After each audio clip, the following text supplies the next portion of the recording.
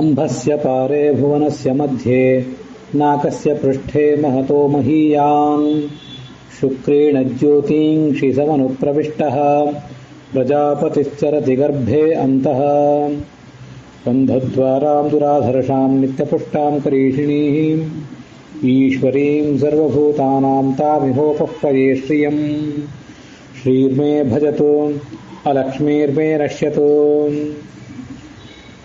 ನಿಶತ್ರೋಃ ಸೋಮವೃಷ್ಣ್ಯಂ ನಿಶುಷ್ಮಂ ನಿವಯಸ್ಥಿರ ದೂರೇ ವಾ ಸತೋ ಅಂತೀವ ಭದ್ರಂ ಕರ್ಣೇಭಿಃ ಶೃಣುಜಾಮದೇವಾಃ ಭದ್ರಂ ಪಶ್ಯೇಮಾಕ್ಷಭಿರ್ಯಜತ್ರಾಃ ಸ್ಥಿರೈರಂಗೈಃ ಸ್ತುಷ್ಟುವಾಂಸಸ್ತನೂಭಿರ್ವ್ಯಶೇಮ ದೇವಹಿತಂ ಯದಾಜುಃ. ಶ್ರೀ ಗುರುಭ್ಯೋ ನಮಃ. ಅಧಿಕ ಜ್ಯೇಷ್ಠಮಾಸಸ್ಯ ಪಂಚಮೇ अस्मिन् दिवसे भगवतः श्री लक्ष्मीनृसिंहस्य पुरुषोत्तमैते शास्त्रे प्रगीतस्य यानि कर्माणि अत्यन्तं प्रियतमानि भवन्ति तेषु कर्मेषु तेषु कर्मसु श्रवणं मननं ध्यानं व्याख्यानम् इत्यादीनि कर्माण्येव सर्वकर्मापेक्षया अत्यन्तं प्रियतमानि इति शास्त्रेषु वर्ण्यते. कर्मणा प्रथमः प्रोक्तः प्रसादः. यज्ञ संध्या देवपूजादि कर्मभिः भगवतः यः अनुग्रहः प्राप्यते सः स तु अनुग्रहः अधमः अनुग्रहः. श्रवणमननादिभिः यः अनुग्रहः सम्पाद्यते स तु मध्यमः अनुग्रहः. किन्तु ज्ञानसम्पत्त्या यः अनुग्रहः भगवतः जायते स एव अनुग्रहः ज्ञानसम्पत्त्या प्रसादस्तु उत्तमो मतः इति ब्रह्मसूत्रभाष्योक्तदिशा ज्ञानसम्पत्तिद्वारैव भगवतः उत्तमः प्रसादः सर्वैरस्माभिः श्रोतृभिः प्रवक्तृभिश्च प्राप्यते इति कृत्वा श्रवणमनन व्याख्यानादिकमेव अस्मिन् अधिकमासे कर्तुकामैः अस्माभिः अत्र उपस्थीयते. ನಾವು ಮಾಡುವಂತಹ ದಾನ ಇತ್ಯಾದಿ ಎಲ್ಲ ಕಾರ್ಯಗಳಿಗಿಂತಲೂ ಆ ಭಗವಂತನ ಕುರಿತಾದ ಶ್ರವಣ ಮನನ ಇತ್ಯಾದಿಗಳನ್ನು ಮಾಡಿ ಮುಂದೆ ಅವನ ಜ್ಞಾನವನ್ನೇನು ನಾವು ಸಂಪಾದನೆ ಮಾಡ್ತೀವಿ ಆ ಜ್ಞಾನವೇ ಬಹಳ ಮುಖ್ಯವಾದಂತಹದ್ದು. ಅದೇ ಭಗವಂತನ ಪೂರ್ಣವಾದ ಅನುಗ್ರಹಕ್ಕೆ ಕಾರಣ ಅಂತ ಶಾಸ್ತ್ರಗಳು ಹೇಳಿರುವುದರಿಂದ ಈ ಅಧಿಕ ಮಾಸವನ್ನು ಶ್ರವಣ ಮನನಾದಿಗಳ ಮೂಲಕ ಸಾರ್ಥಕಪಡಿಸಿಕೊಳ್ಳುವಂತಹ ಪ್ರಯತ್ನವನ್ನು ಶಕ್ತಿಯನುಸಾರ ನಾವೆಲ್ಲ ಈಗ ಮಾಡಲಿಕ್ಕೆ ತೊಡಗಿದ್ದೇವೆ. ಸಕಲ ಶಾಸ್ತ್ರಗಳ ಸಾರರೂಪವಾದಂತಹ ಎಲ್ಲ ಶಾಸ್ತ್ರಗಳಿಗಿಂತಲೂ ಉತ್ಕೃಷ್ಟವಾದ ಮಹಾಭಾರತದ ಆ ವನಪರ್ವದ ಯಕ್ಷ ಪ್ರಶ್ನ ಅಂತ ಒಂದೇನು ಭಾಗ ಇದೆ. ಧರ್ಮ ಅರ್ಥ ಕಾಮ ಮೋಕ್ಷಗಳ ರಹಸ್ಯವನನ್ಯ ಅನನ್ಯವಾಗಿ ವರ್ಣಿಸುವಂತಹ ಒಂದು ಭಾಗ ಅದು. ಅದನ್ನು ಈಗ ಕೇಳ್ತಿದ್ದೇವೆ. ಅದರ 5ನೇ ದಿವಸ ಇವತ್ತು. ಆ ಶ್ರವಣದ 5ನೇ ದಿವಸ, ಅಧಿಕ ಮಾಸದ್ದು ಕೂಡ 5ನೇ ದಿವಸವೇ. ಯಕ್ಷರೂಪಿಯಾದ ಯಮ ಅದೆಂಥ ವಿಶಿಷ್ಟವಾದ ಪ್ರಶ್ನೆಗಳನ್ನು ಕೇಳಿದ. ಮತ್ತೆ ಅವನ ನಿರೀಕ್ಷೆಗೆ ತಕ್ಕಂತೆ ಅವನ ಮಗನೇ ಆದಂತಹ ಯುಧಿಷ್ಠಿರ ಅವುಗಳನ್ನು ಅದು ಹೇಗೆ ಉಚಿತವಾಗಿ ಉತ್ತರಿಸಿದ ಅಂತ ಅನ್ನೋದನ್ನೆಲ್ಲ ನಾವು ನೋಡ್ತಿದ್ದೇವೆ. ಧರ್ಮ ಅಂದ್ರೇನು, ಯಶಸ್ಸಂದ್ರೇನು, ಧರ್ಮಕ್ಕೆ ಕಾರಣ ಯಾವುದು, ಯಶಸ್ಸಿಗೆ ಕಾರಣ ಯಾವುದು, ಮನುಷ್ಯನಿಗೆ ಆತ್ಮ ಯಾರು ಇತ್ಯಾದಿ ಸಂಗತಿಗಳನ್ನು ನೋಡಿದ್ವಿ. ಪುತ್ರನೇ ಮನುಷ್ಯನಿಗೆ ಆತ್ಮ. ನಾವು ಪಡ್ಕೊಳ್ಳುವಂಥ ಸಂತಾನ ಏನಿದೆ ಇದೇ ನಮ್ಮ ಆತ್ಮ ಅಂತ ಕೂಡ ನೋಡಿದ್ದೇವೆ. ಸ್ವಯಂ ಭಗವಂತನೇ ಆತ್ಮಶಬ್ದವಾಚ್ಯನಾದ ಭಗವಂತನೇ ಮಗನಾಗಿ ಪ್ರತಿಯೊಬ್ಬರಿಗೂ ಕೂಡ ಜನಿಸ್ತಾನೆ ಅಂತ ಅನ್ನೋದನ್ನು ಕೂಡ ನೋಡಿದ್ವಿ. ಅದನ್ನೇ ಇವತ್ತಿನ ಈ ಮಹಾನಾರಾಯಣ ಉಪನಿಷತ್ತಿನ ಮಂಗಳ ಶ್ಲೋಕ ನಾನೇನು ಹೇಳಿದೆ, ಪ್ರಜಾಪತಿಶ್ಚರತಿ ಗರ್ಭೆ ಅಂತಹ ನಮ್ಮ ಒಂದು ಮಗನೋ ಏನು ಜನಿಸ್ತಾನೆ ಅಥವಾ ಜನಿಸ್ತಾಳೆ, ಅವಳು ಜನಿಸುವಾಗ, ಆ ಶಿಶು ಜನಿಸುವಾಗ ಅದಕ್ಕಿಂತ ಮುಂಚೆ ಪ್ರಜಾಪತಿ ಚರತಿ ಗರ್ಭೆ ಅಂತಹ ನಮ್ಮ ಎಲ್ಲ ಗರ್ಭಗಳ ನಮ್ಮ ಎಲ್ಲ ಪತ್ನಿಯರ, ನಮ್ಮ ತಾಯಂದಿರ, ಅಕ್ಕ ತಂಗಿಯಂದಿರ ಪತ್ನಿಯರ ಗರ್ಭದಲ್ಲೂ ಕೂಡ ಆ ಭಗವಂತನೇ ಇರ್ತಾನೆ. ಪ್ರಜಾಪತಿ ಚರತಿ ಗರ್ಭೆ ಅಂತಹ ಗರ್ಭೆ ಚರತಿ ಇದು ಬಹಳ ವಿಶಿಷ್ಟವಾದದ್ದು. ಬರೇ ಸಂಚಾರ ಮಾಡ್ತಾನೆ ಅಂತಲ್ಲ, ಚರಗತಿ ಭಕ್ಷಣಯೋಹ, ಒಳಗೆ ಅವನೇ ಇರ್ತಾನೆ, ಇದ್ದು ಭೋಗವನ್ನು ಕೂಡ ಮಾಡ್ತಾನೆ. ನಮ್ಮ ಮಗುವು ಕೂಡ, ನಮ್ಮ ಸಂತಾನವೂ ಕೂಡ ಒಳಗಿದ್ದು ತಾಯಿಯ ಮೂಲಕ ಆಹಾರ ಸ್ವೀಕಾರ ಮಾಡ್ತಿರ್ತದಲ್ಲ. ತಾಯಿ ಆಹಾರ ಸ್ವೀಕಾರ ಮಾಡಿದ್ರೆ ಅದಕ್ಕೂ ಆಹಾರ, ಇಲ್ಲದಿದ್ರೆ ಅದಕ್ಕೆ ಆಹಾರ ಇಲ್ಲ, ಅದು ಸಂಕಟಗ್ರಸ್ತ ಆಗ್ತದೆ. ಆದರೆ ಇವನು ಮಾತ್ರ ಬೇರೆ ಯಾರ ಆಹಾರವನ್ನು ಅವಲಂಬಿಸದೆ, ಬೇರೆ ಯಾರ ಕೊಟ್ಟದ್ದನ್ನು ಅವಲಂಬಿಸದೆ, ಅದನ್ನು ಆಧರಿಸಿಕೊಳ್ಳದೆ, ಶುಭಂ ಪಿಬತ್ಯಸೌ ಕಿಂಚಿತ್ ನಾಶುಭಂ ಸ ಹರಿಪಿಬೇ, ಶುಭಂ ಪಿಬತ್ಯಸೌ ನಿತ್ಯಂ. ಇವನು ಯಾವತ್ತೂ ಕೂಡ ಶುಭವನ್ನೇ ಸ್ವೀಕಾರ ಮಾಡ್ತಾನೆ ಈ ಪರಮಾತ್ಮ, ಹೊರತು ಅಶುಭವನ್ನು ಯಾವತ್ತೂ ಸ್ವೀಕಾರ ಮಾಡೋದಿಲ್ಲ ಅಂತ ಭಾಗವತ ತಾತ್ಪರ್ಯ ಹೇಳಿದಂತೆ, ನಮ್ಮ ಪತ್ನಿಯರ ಗರ್ಭದಲ್ಲಿ ಅವನೇ ಇದ್ದು ಆ ಮಗುವನ್ನ ಬೆಳೆಸಿ, ಆ ಮಗುವಿನ ತಾನು ಹುಟ್ಟುತ್ತಾನೆ, ಒಳಗೆ ಸಂಚಾರನೂ ಮಾಡ್ತಾನೆ, ಮತ್ತೆ ಆ ಪದಾರ್ಥ, ನಾವು ಕೊಟ್ಟ ಪದಾರ್ಥವನ್ನು ಅವನು ಸ್ವೀಕಾರನೂ ಮಾಡ್ತಾನೆ. ಪರಮಾತ್ಮ ನಾವು ಗರ್ಭಗುಡಿಯಲ್ಲಿ ಅವನಿಗೆ ನಿವೇದನೆ ಮಾಡಿದ್ದನ್ನು ಮಾತ್ರ ಸ್ವೀಕಾರ ಮಾಡ್ತಾನೆ, ಮತ್ತೆ ಯಜ್ಞದಲ್ಲಿ ಅವನಿಗೆ ಆಹುತಿ ಹಾಕಿದಾಗ ಮಾತ್ರ ಸ್ವೀಕಾರ ಮಾಡ್ತಾನೆ ಅಂತಿಲ್ಲ. ನಾವು ಊಟ ಮಾಡಿದಾಗ ನಮ್ಮ ಊಟವನ್ನು ಸ್ವೀಕಾರ ಮಾಡಿ ಶುಭ ಫಲವನ್ನು ಸ್ವೀಕಾರ ಮಾಡ್ತಾನೆ ಅಂತಲ್ಲ, ನಾವು ಕೊಟ್ಟ ಫಲವನ್ನು ಸ್ವೀಕಾರ ಮಾಡಲಿಕ್ಕೆ, ನಾವು ಕೊಟ್ಟ ನಿವೇದನೆಯನ್ನು ಸ್ವೀಕಾರ ಮಾಡಲಿಕ್ಕೆ ಪರಮಾತ್ಮ ಎಷ್ಟು ಕಾತರಾಗಿದ್ದಾನೆ ಅಂದ್ರೆ, ನಮ್ಮ ಮಕ್ಕಳ ಜನನ ಕಾರ್ಯದಲ್ಲೇ ಒಳಗಿದ್ದಾನೆ ಅವನು. ಅಲ್ಲಿಂದಲೇ ನಾವು ಕೊಡುವ ಆಹಾರವನ್ನು ಸ್ವೀಕಾರ ಮಾಡಲಿಕ್ಕೆ ಕಾತರನಾಗಿರ್ತಾನೆ ಪರಮಾತ್ಮ. ಅದಾದ್ಮೇಲೆ ಆ ಸಂತಾನ ಅಥವಾ ನಾವು ಮಾಡುವ ಅನೇಕ ಕರ್ಮಗಳು, ಗರ್ಭಗುಡಿಯಲ್ಲಿ ಪ್ರತಿಮಾದಲ್ಲಿ ಭಗವಂತನ ಆರಾಧನೆ, ಜ್ಞಾನಿಗಳ ಮುಖದಲ್ಲಿ ಭಗವಂತನ ಆರಾಧನೆ, ಹೀಗೆ ಅನೇಕ ಕಾರ್ಯಗಳನ್ನೇನು ಮಾಡ್ತೀವಿ, ಅಗ್ನಿಯಲ್ಲಿ ಆರಾಧನೆ, ಇದನ್ನೆಲ್ಲ ಮಾಡ್ತೀವಿ. ಆ ಆರಾಧನೆಯನ್ನು ಯಾವತ್ತೂ ಕೂಡ ಭಗವಂತ ಸ್ವೀಕಾರ ಮಾಡ್ತೀನಿ ಮುಂದೆ ಅಂತ ತಿಳಿಸ್ಲಿಕ್ಕಾಗಿ ಗರ್ಭದಲ್ಲೇ ನಮ್ಮ ಆರಾಧನೆಯ ಸ್ವೀಕಾರದ ತವಕವನ್ನು ತೋರಿಸಿರ್ತಾನೆ. ಅದನ್ನ ಮಹಾನಾರಾಯಣ ಉಪನಿಷತ್ತಿನ ಶ್ಲೋಕದ ಮಂಗಳ ರೂಪದಲ್ಲಿ ಇವತ್ತು ನೋಡಿದ್ದೇವೆ. ಮುಂದಿನ ಒಂದು ಪದ್ಯವನ್ನ ನಾವೀಗ ನೋಡ್ಬೇಕು. ಕಿಮರ್ಥಂ ಬ್ರಾಹ್ಮಣೇ ದಾನಂ ಕಿಮರ್ಥಂ ನಟ ನರ್ತಕೆ ಕಿಮರ್ಥಂ ಚೈವ ಭೃತ್ಯೇಶು ಕಿಮರ್ಥಂ ಚೈವ ರಾಜಸು. ದಾನ ಅಂತ ಮಾಡ್ತೀವಲ್ಲ, ಅದರಲ್ಲಿ ಯಾವ ದಾನ ಸಫಲ, ಯಾವ ದಾನ ವ್ಯರ್ಥ, ಮತ್ತೆ ಯಾರ್ಯಾರಿಗೋ ದಾನ ಮಾಡ್ತಿರ್ತೀವಿ. ಇದು ಈಗ ನೋಡ್ರಿ, ಅಧಿಕ ಮಾಸ ಅಂತಂದಾಗ ಎಲ್ಲರೂ ಕೂಡ ದಾನ ಮಾಡಬೇಕು ಅಂತ ಕಾತಿರ್ತಾರೆ. ಯಾರಿಗೆ ದಾನ ಮಾಡಬೇಕು, ಯಾರಿಗೆ ದಾನ ಮಾಡಿದಿಂದ ಏನು ಫಲ ಅಂತೆಲ್ಲ ತಿಳಿಸುವ ಒಂದು ಅಪೂರ್ವವಾದ ಶ್ಲೋಕ ಇದೆ. ಬ್ರಾಹ್ಮಣರಿಗೆ ದಾನ ಮಾಡ್ತೀವಲ್ಲ ಯಾತಕ್ಕಾಗಿ? ನಟರಿಗೆ, ನರ್ತಕರಿಗೆ, ಗಾಯಕರಿಗೆ, ಅಭಿನೇತೃಗಳಿಗೆ ಅವ್ರಿಗೆಲ್ಲ ದಾನ ಮಾಡ್ತೀವಲ್ಲ ಯಾಕಾಗಿ? ಸೇವಕರಿಗೆ ದಾನ ಮಾಡ್ತೀವಲ್ಲ ಕೆಲವು ಬಾರಿ ಯಾಕೆ? ರಾಜರಿಗೂ ಕೆಲವು ಸರಿ ದಾನ ಮಾಡೋ ಪ್ರಸಂಗ ಬರ್ತದೆ ನಾವೇ, ಎಲ್ಲ ಯಾಕೆ? ಯುಧಿಷ್ಠಿರ ಉತ್ತರ ಕೊಡ್ತಾನೆ, ಬ್ರಾಹ್ಮಣರಿಗೆ ದಾನ ಕೊಟ್ರೆ ಅದು ಧರ್ಮಾರ್ಥ, ನಿಮಗೆ ಧರ್ಮಕ್ಕೆ ಕಾರಣ, ಧರ್ಮ ಸಂಪ್ರಾಪ್ತಿಗೆ ಕಾರಣ. ಯಶೋರ್ಥಂ ನಟ ನರ್ತಕೆ, ನಟರಿಗೆ, ಗಾಯಕರಿಗೆ, ಮತ್ತೆ ಯಾರ್ಯಾರು ಮನರಂಜನಾ ಕಲೆಗಳಲ್ಲಿ ನಿಷ್ಣಾತರಾದವರಿಗೆ ನೀವೇನಾದ್ರೂ ದಾನ ಮಾಡಿದರೆ, ಮಾನ ಸನ್ಮಾನ ಮಾಡಿದರೆ ಅದರಿಂದ ಏನ್ ಲಾಭ? ಭಗವಂತ ತೃಪ್ತನಾಗ್ತಾನೆ? ಇಲ್ಲ. ಯಶೋರ್ಥಂ, ಪೇಪರ್ನಲ್ಲಿ ನಿಮ್ಮ ಹೆಸರು ಬಂತಷ್ಟೇ. ಭೃತ್ಯೇಶು ಭರಣಾರ್ಥಂ, ಸೇವಕರಿಗೂ ದಾನ ಮಾಡ್ತೀವಿ ಕೆಲವು ಸರಿ. ಎಲ್ಲಾ ಜ್ಞಾನಿಗಳಾದ ಬ್ರಾಹ್ಮಣರನ್ನೇ ಕರೆದೇ ದಾನ ಮಾಡಬೇಕು ಅಂತಂದ್ರೆ ನಮ್ಮನ್ನು ಆಶ್ರಯಿಸಿ ಬದುಕಿರುವ ಸೇವಕರ ಗತಿ ಏನು? ಭೂತದಯ ಅಂತ ಅಲ್ಲಿಯೂ ಮಾಡಬೇಕಲ್ಲ. ಜ್ಞಾನಿಗಳನ್ನು ಕರೆದು ದಾನ ಮಾಡೋದು, ಸತ್ಪಾತ್ರರಾದಂತಹ ಜ್ಞಾನಿಗಳನ್ನು ಕರೆದು ಮಾಡೋದು. ಭೃತ್ಯರಿಗೆ, ನಮ್ಮನ್ನು ಅವಲಂಬಿಸಿ ಬದುಕಿದವರಿಗೆ ಅವ್ರ ಹೊಟ್ಟೆ ತುಂಬಬೇಕಲ್ಲ ಅವ್ರದ್ದು, ಅದು ಭೂತದಯ ಅಂತ ಮಾಡುವ ದಾನ. ಭೃತ್ಯೇಶು ಭರಣಾರ್ಥಂ, ಪೋಷಣೆ, ಅವರ ಪೋಷಣೆ ಆಗಬೇಕಲ್ಲ, ಅವ್ರು ನಮ್ಮನ್ನು ಅವಲಂಬಿಸಿ ಬದುಕಿದ್ದಾರೆ ಅಂತ ಅವರಿಗೆ ದಾನ. ಭಯಾರ್ಥಂ ಚೈವ ರಾಜಸು, ರಾಜರಿಗೆ ಯಾಕೆ ದಾನ ಮಾಡ್ತೀವಿ? ಟ್ಯಾಕ್ಸ್ ಕೊಡ್ತೀವಿ. ಮತ್ತು ಯಾವುದಾದ್ರು ಹಂತದಲ್ಲಿ ಯಾವುದಾದ್ರು ಪರಿಹಾರ ನಿಧಿಗಳು, ಬರ ಪರಿಹಾರ ನಿಧಿ, ಪ್ರವಾಹ ಪರಿಹಾರ ನಿಧಿ, ರಾಷ್ಟ್ರೀಯ ಪರಿಹಾರ ನಿಧಿ ಅಂತ ಯಾವ್ಯಾವುದೋ ನಿಧಿಗಳನ್ನು ಅವರು ಮಾಡಿರ್ತಾರೆ, ನಾವು ಕೊಡ್ತಾ ಹೋಗ್ತೇವೆ. ಸರ್ಕಾರಕ್ಕೆ ಯಾಕೆ ಕೊಡ್ತೀವಿ ಅಂತ ಭಯದಿಂದ. ಕೊಡದೆ ಹೋದ್ರೆ ಅವ್ರು ನಮ್ಮ ಮೇಲೆ ಕ್ರಮ ತಗೋತಾರೆ, ಟ್ಯಾಕ್ಸ್ ರೂಪದಲ್ಲಿ ಕೊಡಲೇಬೇಕಾಗ್ತದೆ. ಈ ಎಲ್ಲ ಕಾರಣಕ್ಕಾಗಿ ಮಾಡ್ತೇವೆ. ಅದು ಕೇವಲ ಭಯ ಅಲ್ಲ, ನಮಗೂ ಕೂಡ ರಾಷ್ಟ್ರದ ನಿರ್ಮಾಣದಲ್ಲಿ ಒಂದು ಸಣ್ಣ ಪಾತ್ರ ನಾವು ಕೂಡ ತಗೊಂಡಂತಾಗ್ತದೆ. ಇದೊಂದು ಸಾಮಾಜಿಕ ಜವಾಬ್ದಾರಿ ಇದೆ ನಮಗೆ.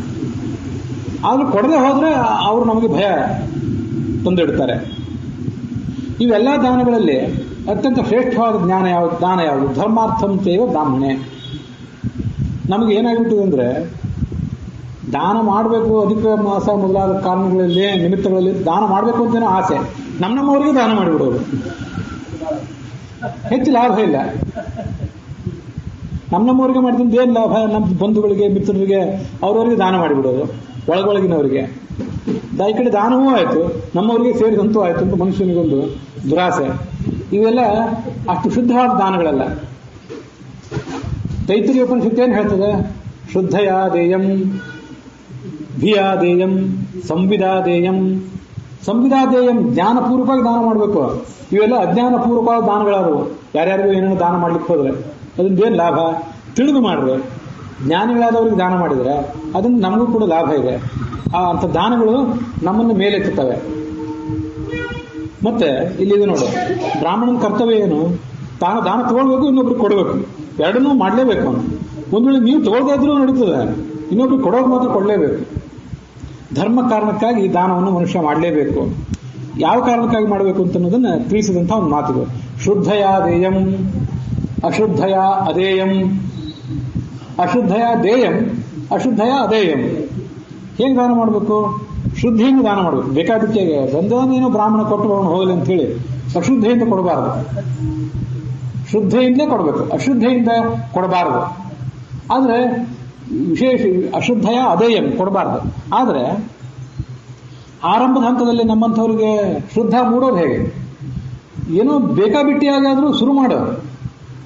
ಒಂದು ಸರಿ ಪ್ರಾರಂಭ ಕಾಣಲಿ, ಮೊದಲು ಬೇಕಾಬಿಟ್ಟಿ ಇದ್ದಿದ್ದು ಮುಂದೆ ಮನುಶುದ್ಧಿ ಆಗ್ತದೆ.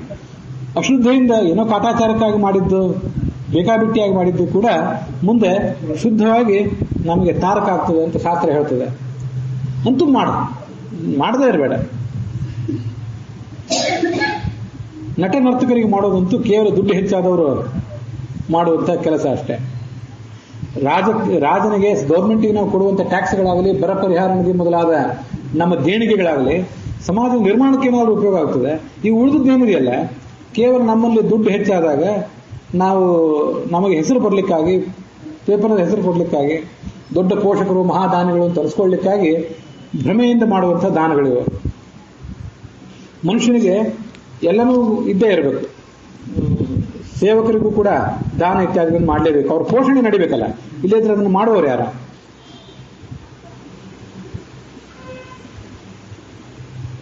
ಮತ್ತೊಂದು ಶ್ಲೋಕ ಕೇಳ್ತಾನೆ ಆ ಯಕ್ಷ. ಮೃತಃ ಕಥಂ ಸ್ಯಾತ್ ಪುರುಷಃ ಕಥಂ ರಾಷ್ಟ್ರಂ ಮೃತಂ ಭವೇತ್, ಶ್ರಾದ್ದಂ ಮೃತಂ ಕಥಂ ವಾ ಸ್ಯಾತ್, ಕಥಂ ಯಜ್ಞೋ ಮೃತೋ ಭವೇತ್. ಒಂದು ಶ್ಲೋಕ, 4 ಪ್ರಶ್ನೆ. ಮತ್ತೆ ಒಬ್ಬ ವ್ಯಕ್ತಿಯನ್ನು ಸತ್ತ ಅಂತ ಯಾವಾಗ ಅನ್ಬೇಕು? ಸತ್ತ ವ್ಯಕ್ತಿ ಅಂತ ಯಾವಾಗ ಅನ್ಬೇಕು? ಅಥವಾ ಬದುಕಿದ್ದು ಸತ್ತ ಅಂತ ಯಾವಾಗ ಅನ್ಬೇಕು? ಮತ್ತೆ ರಾಷ್ಟ್ರ ಯಾವಾಗ ಸತ್ತ ರಾಷ್ಟ್ರ, ಮೃತ ರಾಷ್ಟ್ರ ಅಂತ ಕರೀತಾರೆ ಅದಕ್ಕೆ. ಮತ್ತೆ ಶ್ರಾದ್ದ, ಸತ್ತ ಶ್ರಾದ್ದ. ನಮಗೆ ಮೃತ ಭಾಷೆ ಅಂತ ಕೇಳಿದ್ದು ಗೊತ್ತು, ಸಂಸ್ಕೃತ ಮೃತ ಭಾಷೆ, ಕನ್ನಡ ಜೀವಂತ ಭಾಷೆ ಅಂತೆಲ್ಲ ಅಂತಿರ್ತೇವೆ. ಮೃತ ಶ್ರಾದ್ದ ಅಂತ ಒಂದಿದೆ, ಸತ್ತು ಹೋದ ಶ್ರಾದ್ದ. ಭಾರಿ ವಿಶೇಷ ಇದೆಲ್ಲ. ಯಾವುದು ಅಂತಂದ್ರೆ, ಆಮೇಲೆ ಯಜ್ಞ ಸಾಯೋದು ಯಾವಾಗ? ಸಪ್ತ ಯಜ್ಞ ಯಾವುದು? ಮೃತ ಯಜ್ಞ ಯಾವುದು? ಮೃತ ಶ್ರಾದ್ದ ಯಾವುದು? ನಮ್ಗೆ ಇವೆಲ್ಲ ಕಲ್ಪನೆಗೆ ಬರ್ಲಿಕ್ಕಿಲ್ಲ. ಅವನು ಹೇಳ್ತಾನೆ, ಮೃತೋ ದರಿದ್ರ ಪುರುಷ. ಬಡವ ಏನಿರ್ತಾನಲ್ಲ ಅವನು ಸತ್ತಂತೆ, ಸಮಾಜದಲ್ಲಿ ಅವನಿಗೆ ಯಾರೂ ಕಿಮ್ಮತ್ ಕೊಡೋದಿಲ್ಲ.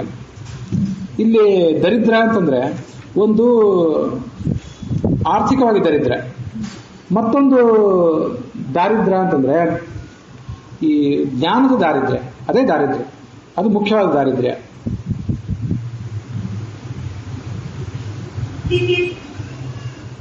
ಈ ಮನುಷ್ಯ ಜ್ಞಾನ ಸಂಪನ್ನನಾಗಿದ್ರೆ ಅವನ ಹತ್ರ ಒಂದು ವೇಳೆ ದುಡ್ಡು ಇಲ್ಲದೆ ಹೋದ್ರೂ ಕೂಡ ಸಮಾಜ ಅವನನ್ನು ಮನ್ನಿಸ್ತದೆ. ಈ ಕಡೆ ಧನವೂ ಇಲ್ಲ, ಜ್ಞಾನವೂ ಇಲ್ಲ ಅಂತ ಆಗಿಬಿಟ್ರೆ ಅವನು ಸತ್ತವನು. ಸತ್ತ ವ್ಯಕ್ತಿಗೆ ಏನೂ ಕಿಮ್ಮತ್ ಹೇಗಿಲ್ವೋ, ಅವನಿಗೇನು ಬೆಲೆ ಇಲ್ಲವೋ, ಹಾಗೆ ಇವನಿಗೂ ಕೂಡ ಬೆಲೆ ಇಲ್ಲ. ಮೃತಂ ರಾಷ್ಟ್ರಂ ಅರಾಜಕಂ. ಯಾವ ಪ್ರದೇಶದಲ್ಲಿ ಯಾವ ಊರಿನಲ್ಲಿ ರಾಜ ಇಲ್ಲವೋ, ಯಾವ ಸಾಮ್ರಾಜ್ಯದಲ್ಲಿ ಆಡಳಿತ ನಡೆಸಬಲ್ಲಂತಹ ಶ್ರೇಷ್ಠ ಆಡಳಿತಕಾರ ಇಲ್ಲವೋ ಆ ರಾಷ್ಟ್ರ ಸಪ್ತ ರಾಷ್ಟ್ರ, ಅಲ್ಲಿ ಬದುಕಬಾರ್ದು, ಅಲ್ಲಿ ಹೋಗಬಾರ್ದು.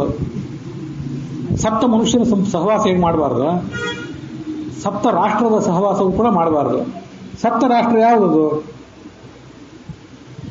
ರಾಮಾಯಣದಲ್ಲಿ ಮೊದಲಾದ ಕಡೆಗಳನ್ನು ಹೇಳ್ತಾರೆ, ಮಹಾಭಾರತದ ಶಾಂತಿ ಪರ್ವದಲ್ಲೂ ಹೇಳ್ತಾರೆ. ಅಹೋ ತಮ ಇವೇದಂ ಸ್ಯಾನ್ ನ ಪ್ರಜಾಯೇತ ಕಿಂಚನ ರಾಜಾಚೇನ್ ನ ಭವೇಲ್ಲೋಕೆ ವಿಭಜನ್ ಸಾಧ್ವಸಾವನಿ. ಜಗತ್ತಿನಲ್ಲಿ ಎಲ್ಲರಿಗೂ ಯಾರಿಗೆ ಒಳ್ಳೇದಾಗಬೇಕು, ಯಾರಿಗೆ ಕೆಟ್ಟದಾಗಬೇಕು, ಅಪರಾಧ ಮಾಡಿದವನಿಗೆ ಯಾವಾಗ ಶಿಕ್ಷೆ ಆಗಬೇಕು, ಸಜ್ಜನರಿಗೆ ಹೇಗೆ ರಕ್ಷಣೆ ಆಗಬೇಕು ಅಂತ ಅನ್ನೋದನ್ನ ಕಾಲ ಕಾಲಕ್ಕೆ ತಿಳಿದು ಮಾಡುವಂತಹ ರಾಜ ಇರ್ತಾನಲ್ಲ, ಅವನೇ ಇಲ್ಲದೆ ಹೋದ್ರೆ ಅಹೋ ತಮ ಇವೇದಂ ಸ್ಯಾತ್, ಜಗತ್ತಿನಲ್ಲೆಲ್ಲ ಕತ್ತಲು ತುಂಬಿದಂತೆ ಆಗಿಬಿಡ್ತದೆ.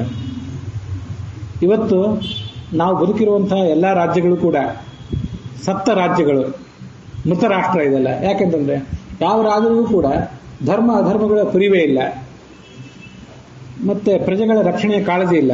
ಅಂಥ ರಾಜ್ಯಗಳಲ್ಲಿ ನಾವು ಬದುಕಿದ್ದೇವೆ ಇವತ್ತು. ಇನ್ನ ಸಪ್ತ ಶ್ರಾದ್ದ ಮತ್ತು ಸಪ್ತ ಯಜ್ಞ ಇವೆರಡರ ಬಗ್ಗೆ ಹೇಳು ಅಂತಂದ್ರೆ, ಮೃತಂ ಅಶ್ರೋತ್ರಿಯಂ ಶ್ರಾದ್ದಂ, ಯಾವ ಶ್ರಾದ್ದದಲ್ಲಿ ಶ್ರೋತ್ರಿಯ ಬ್ರಾಹ್ಮಣನನ್ನು ನಾವು ಕರೆಯೋದಿಲ್ಲ, ಕೇವಲ ಕಾಟಾಚಾರಕ್ಕಾಗಿ ಯಾರನ್ನೋ ಕರೆದು ಶ್ರಾದ್ದ ಮಾಡಿಬಿಡ್ತೇವೆ. ಆ ಶ್ರಾದ್ದ ಸಪ್ತ ಶ್ರಾದ್ದ. ಸಪ್ತ ಮನುಷ್ಯನಿಂದ ಏನು ಹೇಗೆ ಉಪಯೋಗ ಇಲ್ವೋ ಹಾಗೆ ಮೃತವಾದ ಶ್ರಾದ್ದದಿಂದ ಏನೂ ಉಪಯೋಗ ಇಲ್ಲ. ಶ್ರೋತ್ರಿಯ ಬ್ರಾಹ್ಮಣನನ್ನ, ವೇದಾಧ್ಯಯನ ಮಾಡಿದ ಬ್ರಾಹ್ಮಣನನ್ನ, ವೇದಶಾಸ್ತ್ರ ಸಂಪನ್ನನಾದ ಬ್ರಾಹ್ಮಣನನ್ನ ಆ ಶ್ರಾದ್ದಗಳಿಗೆ ಕರಿಬೇಕು. ಅದು ಬೇರೆ ಬೇರೆ ಕಡೆ ಮಹಾಭಾರತದಲ್ಲಿ 2-3 ಕಡೆ ಬಂದಿದೆ. ಅದು ಜ್ಞಾನಿಯಾದ ಬ್ರಾಹ್ಮಣನನ್ನು ಕರಿಬೇಕು, ಅದು ಮುಖ್ಯ. ಮತ್ತು ಇಲ್ಲಿ ಮುಂದೆ ಇಲ್ಲೇ ಇವತ್ತು ನಾಳೆ ನಾವು ಮತ್ತೆ ನೋಡೋರಿದ್ದೇವೆ. ಶ್ರಾದ್ದಕ್ಕೆ ಕಾಲ ಯಾವುದು ಅಂತ ಪ್ರಶ್ನೆ ಮಾಡ್ತೀನಿ. ಅದನ್ನು ಈಗಲೇ ಹೇಳಿಬಿಡ್ತೇನೆ. ಎರಡು ಒಟ್ಟಿಗೆ ಬರೋದು ಮುಂದೆ ಆದರೂ ಈಗಲೇ ಹೇಳಿಬಿಡ್ತೇನೆ. ಯಾಕೆಂತಂದ್ರೆ ಅದು ಬ್ರಾಹ್ಮಣನ ಮಹತ್ವ ಹೇಳುವಂಥದ್ದೇ ಒಂದು ಮಾತು. ನಮಗೆಲ್ಲ ಈಗ ಗೊತ್ತಿರುವಂಥ ಶ್ರಾದ್ದಕ್ಕೆ ಕಾಲ ಯಾವುದು? ನಾವು ತೀರ್ಕೊಂಡಂಥ ತಿಥಿ, ತಂದೆ ತಾಯಿ ಮೊದಲಾದವರು ತೀರ್ಕೊಂಡ ತಿಥಿ ಏನಿರ್ತದಲ್ಲ, ಆ ಮಾಸ, ಆ ಪಕ್ಷ, ತಿಥಿ, ಇದು ನಮ್ಗೆ ತಿಥಿ. ಮತ್ತು ಇನ್ನೊಂದು ಏನಂದ್ರೆ ಪಕ್ಷ ಶ್ರಾದ್ದ, ಭಾದ್ರಪದ ಮಾಸದ ಕೃಷ್ಣ ಪಕ್ಷದಲ್ಲಿ ಮಾಡುವ ಪಕ್ಷ ಶ್ರಾದ್ದ ಮತ್ತು ಕಾಲಶ್ರಾದ್ದ. ಇನ್ನೊಂದು ತೀರ್ಥ ಶ್ರಾದ್ದ, ಅದು ನಮ್ಗೆ ಗೊತ್ತಿದೆ. ಗಂಗಾದಿ ತೀರ್ಥಗಳಿಗೆ ಹೋಗ್ತೇವೆ, ಅಲ್ಲಿ ಕೂಡ ಶ್ರಾದ್ದ ಮಾಡ್ತೇವೆ, ಇದೆಲ್ಲ ನಮ್ಗೆ ಗೊತ್ತಿದೆ. ಮತ್ತೊಂದು ಸ್ವಾರಸ್ಯದ ಸಂಗತಿ ಇಲ್ಲೇ ಯಕ್ಷ ಪ್ರಶ್ನದಲ್ಲೇ ಮುಂದೆ ಹೇಳ್ತಾರೆ. ಈಗ ಹೇಳ್ತೇನೆ, ಶ್ರಾದ್ದಸ್ಯ ಬ್ರಾಹ್ಮಣ ಕಾಲ. ಇವತ್ತು ನಮ್ಮ ಅಪ್ಪ ಅಮ್ಮನ ಶ್ರಾದ್ದ ಇಲ್ಲ, ನಮ್ಮ ಮನೆಯಲ್ಲಿ ಕೂತಿದ್ದೀವಿ, ಯಾರೋ ಒಬ್ಬ ಶ್ರೇಷ್ಠ ಬ್ರಾಹ್ಮಣ ಬಂದ, ಸಂತೋಷ, ಬರಲಿ ಶ್ರಾದ್ದ ಮಾಡೋಣ ಇವತ್ತು. ಇದು ಇವತ್ತು ಬಳಕೆಯಲ್ಲಿಲ್ಲ. ಯಾಕೆಂದ್ರೆ ಪಕ್ಷ ಶ್ರಾದ್ದ ಮಾಡೋದೇ, ಕಾಲಶ್ರಾದ್ದ ಮಾಡೋದೇ ದೊಡ್ಡ ಕಷ್ಟ ಆಗೋಗಿದೆ ಈ ಕಾಲಕ್ಕೆ. ನೀರಿನ ಅನುಕೂಲಗಳಿಲ್ಲ, ಮನಸ್ಸಿನ ಅನುಕೂಲ ಇಲ್ಲ. ಎಲ್ಲೋ ಹೋಗಿ ಮಠಗಳಿಗೆ ಹೋಗಿ ಶ್ರಾದ್ದ ಮಾಡ್ಕೊಂಡು ಬರೋ ಪ್ರಸಂಗ ಬಂದಿದೆ. ಅದು ಮನಸ್ಸಿನ ಅನುಕೂಲ ಇಲ್ಲದೆ ಇರೋದೇ ದೊಡ್ಡದು. ಅದೊಂದು ಅನುಕೂಲ ಇದ್ರೆ ಉಳಿದ ಅನುಕೂಲಗಳು ಹೇಗಾವು ಬಂದಾವೋ, ಅದು ಇಲ್ಲದೇ ಇರೋದೇ ದೊಡ್ಡ ಸಮಸ್ಯೆ. ಆದ್ರಿಂದ ಪಕ್ಷ ಶ್ರಾದ್ದ ಮಾಡೋದೇ, ಕಾಲಶ್ರಾದ್ದ ಮಾಡೋದೇ ದೊಡ್ಡ ಸಮಸ್ಯೆ ಆಗೋದು. ಇನ್ನು ಕೆಲವು ಜನರಂತೂ ಶಾಸ್ತ್ರಗಳನ್ನು ತಮ್ಮ ಮನಸ್ಸಿಗೆ ತಕ್ಕಂತೆ ತಿರುಚಿ, ಆಚಾರ್ಯ ಕಾಶಿಗೆ ಗಯಾಕ್ಕೆ ಹೋಗಿ ಬಂದು ಶ್ರಾದ್ದ ಮಾಡಿದ್ಮೇಲೆ ಇನ್ನು ಜೀವನ ಪೂರ ನಮ್ಮ ಅಪ್ಪನಿಗೆ ಶ್ರಾದ್ದನೆ ಮಾಡಬೇಕಾಗಿಲ್ಲ ಅಂತ ಅರ್ಥ ಮಾಡಿಕೊಂಡು ಆರಾಮವಾಗಿ ಮಲ್ಕೊಳ್ಳೋರೆಲ್ಲ ಇರ್ತಾರೆ. ಶ್ರಾದ್ದ ಹೀಗೆಲ್ಲ ಶಾಸ್ತ್ರಗಳು ತಿರುಚುವವರೆಲ್ಲ ಇರ್ತಿರ್ತಾರೆ. ಹೀಗಿದ್ದಾಗ ಮನೆಗೊಬ್ಬ ಯಾರೋ ಜ್ಞಾನಿ ಬಂದ ಶ್ರಾದ್ದ ಮಾಡೋದು ಯಾರು ಮಾಡ್ತಾರ? ಆದರೆ ಅಂಥದ್ದೊಂದು ಇತ್ತು ಆಗಿನ ಕಾಲಕ್ಕೆ. ಜ್ಞಾನಿಗಳು ಬಂದ್ರೆ ಮಾಡಿಬಿಡ್ಬೇಕು. ಇನ್ನೂ ಕೆಲವು ಕಡೆ ಶಾಂತಿ ಪರ್ವ, ಅನುಶಾಸನ ಪರ್ವದಲ್ಲಿ ಮತ್ತೆ ಕೆಲವು ಸ್ಮೃತಿಗಳಲ್ಲಿ ಹೇಳ್ತಾರೆ. ಏನು ಅಂತಂದ್ರೆ, ದೊಡ್ಡ ಪ್ರಮಾಣದಲ್ಲಿ ಸಂಪತ್ತು ಬಂತು ಇವತ್ತೇನೋ, ಏನೋ ಪ್ರಮಾಣ ಅನಿರೀಕ್ಷಿತವಾಗಿ ಎಲ್ಲೋ ದಾನವೋ ಮತ್ತೊಂದೇನೋ ಬಂತು, ಅಥವಾ ನಾವು ಮಾಡುವ ಆದಾಯ, ಉದ್ಯೋಗದಲ್ಲಿ ವ್ಯವಹಾರದಲ್ಲಿ ಏನೋ ಸ್ವಲ್ಪ ಹೆಚ್ಚಿನ ಆದಾಯ ಬಂತು, ಅದನ್ನು ಸದ್ವಿನಿಯೋಗ ಮಾಡೋಣ ಅಂತ ಹೇಳಿ ಅವತ್ತು ಕಾಲಶ್ರಾದ್ದ, ಪಕ್ಷ ಶ್ರಾದ್ದ ಇಲ್ಲೇ ಇರ್ಬೋದು, ಕರೆದು ಬ್ರಾಹ್ಮಣರನ್ನು ಕರೆದು ಶ್ರಾದ್ದ ಮಾಡಿಬಿಡ್ಬೋದು. ಶ್ರಾದ್ದಕ್ಕೆ ಎಷ್ಟೊಂದು ಮಹತ್ವ ಇದೆ ಅಂತ ಹೇಳ್ತಾರೆ. ವಿಷಯ ಏನು ಅಂತಂದ್ರೆ, ಬ್ರಾಹ್ಮಣರನ್ನು ಕರೆದು ಶ್ರಾದ್ದನೆ ಮಾಡ್ಲಿಕ್ಕೆ ಆಗದೆ ಇರ್ಬೋದು, ದುಡ್ಡು ಬಂದಾಗ ಅದನ್ನ ಏನಾದರೂ ಮಾಡಿ ಸದ್ವಿನಿಯೋಗ ಮಾಡಬೇಕು. ಇದು ಅದರ ಹಿಂದಿನ ಉದ್ದೇಶ. ಅದಲ್ಲದೆ ಹೋದ್ರೆ, ಜ್ಞಾನಿಗಳಾದ ಬ್ರಾಹ್ಮಣರನ್ನು ಕರೀದೇ ಹೋದ್ರೆ ಶ್ರಾದ್ದ ಸಪ್ತ ಶ್ರಾದ್ದವನ್ನು ಪಿತೃಗಳಾಗಲಿ, ನಮ್ಮ ಪಿತೃಗಳಾಗಲಿ, ಪಿತೃದೇವತೆಗಳಾಗಲಿ, ಪರಮಾತ್ಮ ಆಗಲಿ ಯಾರೂ ಸ್ವೀಕಾರ ಮಾಡೋದಿಲ್ಲ. ಸುಮ್ಮನೆ ನಮ್ಮ ಹೊಟ್ಟೆ ತುಂಬುತ್ತದಷ್ಟೇ. ಮೃತೋ ಯಜ್ಞಸ್ತು ಅದಕ್ಷಿಣ, ಯಾವ ಯಜ್ಞ ಮಾಡ್ತೀರಿ ಅದಕ್ಕೆ ಬೇಕಾದ ದಕ್ಷಿಣೆ ಕೊಡೋದಿಲ್ಲ. ಅದು ಕೂಡ ಸಪ್ತ ಯಜ್ಞ. ಭಗವದ್ಗೀತಾದಲ್ಲಿ ಅದನ್ನು ಹೇಳ್ತಾರೆ, ಮಂತ್ರಹೀನಂ ಅದಕ್ಷಿಣಂ, ಸಾತ್ವಿಕ ಯಜ್ಞ, ತಾಮಸ ಯಜ್ಞ, ರಾಜಸ ಯಜ್ಞ ಅಂತೆಲ್ಲ ಹೇಳ್ತಾರೆ. ಅಲ್ಲಿ ಒಂದು ಕಡೆ ಈ ಸರಿಯಾದ ದಕ್ಷಿಣೆ ಕೊಡದೆ ಹೋದ್ರೆ ಅದು ಆ ವ್ಯರ್ಥವಾದ ಯಜ್ಞ ಅದೆಲ್ಲ. ಹಾಗೆ ಸರಿಯಾದ ದಕ್ಷಿಣೆ ಇಲ್ಲದೆ ಮಾಡಿದ್ದೇನಿರ್ತದಲ್ಲ ಅದು ಕೂಡ ವ್ಯರ್ಥವಾದ ದಾನ, ವ್ಯರ್ಥವಾದಂತಹ ಒಂದು ಯಜ್ಞ. ನಮಗೆ ನೋಡ್ರಿ, ನಮ್ಮ ಸ್ವಭಾವ ಹೇಗಿರ್ತದೆ, ಪುರೋಹಿತರಿಗೆ ಬ್ರಾಹ್ಮಣರಿಗೆ ಶಾಸ್ತ್ರ ಏನು ನಿರ್ದೇಶನ ಕೊಟ್ಟಿದೆ ಅಂತಂದ್ರೆ ಇಷ್ಟೇ ಕೊಡ್ರಿ ಅಂತ ನಮಗೆ ಡಿಮ್ಯಾಂಡ್ ಮಾಡಬೇಡ್ರಿ, ಅವ್ರು ಏನು ಕೊಡ್ತಾರೆ ಅದನ್ನು ಸ್ವೀಕಾರ ಮಾಡೋದು, ಎದುರ್ಛಾ ಲಾಭ ಸಂತುಷ್ಟನಾಗಿರ್ಬೇಕು ಅಂತ ಗೈಡೆನ್ಸ್ ಕೊಟ್ಟಿದೆ. ಪಾಪ ಅವರು ಅವಕ್ಕೆ ತಕ್ಕಂತೆ ಬದುಕಿರ್ತಾರೆ. ಯಜಮಾನರಿಗೆ ಏನು ಗೈಡೆನ್ಸ್ ಕೊಟ್ಟಿದೆ ಅಂತ ಅನ್ನೋದನ್ನ ಅವ್ರು ಮರಿತಾರೆ. ಯಜಮಾನರು ಪುರೋಹಿತರು ನೆನ್ಪಿಟ್ಕೊಂಡಿರ್ತಾರೆ, ಯಜಮಾನರು ಮಾತ್ರ ಮರ್ತು ಬಿಟ್ಟಿರ್ತಾರೆ. ಏನ್ ಮಾಡ್ಬೇಕು, ವಿತ್ತ ಶಾಖ್ಯಂ ನಕಾರ ಅಂತ ಗೈಡೆನ್ಸ್ ಕೊಟ್ಟಿರ್ತಾರೆ. ದುಡ್ಡು ಇದೆಯಲ್ಲ, ಇದ್ದಾಗ ಮಾಡ. ನಿನ್ನ ದುಡ್ಡೇ ಇಲ್ಲದೆ ಇದ್ದಾಗ ಮಾಡುವ ಶ್ರಾದ್ದ ಏನೋ ಯಜ್ಞ ಮೊದಲಾದ ಕೂಡ ನಮ್ಮ ಹತ್ರ ಇರೋದಿಷ್ಟಿದೆ, ಇದನ್ನೇ ನಿರ್ವ್ಯಾಜವಾಗಿ ಮಾಡ್ತಾ ಇದ್ದೀವಿ ಅಂತ ಭಗವಂತನಿಗೆ ಮತ್ತು ಬಂದ ಜ್ಞಾನಿಗಳಿಗೆ ಅರ್ಪಣೆ ಮಾಡ್ರಿ, ಸಂತುಷ್ಟರಾಗ್ತಾರೆ. ಇದ್ದ ಕಾಲಕ್ಕೂ ಕೂಡ ಶಾಖ್ಯ ಮಾಡಿ ಕಪಟ ಮಾಡಿ ದಾನಾದಿಗಳನ್ನು ಮಾಡದೆ ಹೋದ್ರೆ ಮನುಷ್ಯ ಭ್ರಷ್ಟನಾಗಿ ಹೋಗ್ತಾನೆ, ಅದು ವ್ಯರ್ಥವಾಗಿ ಹೋಗ್ತಾನೆ.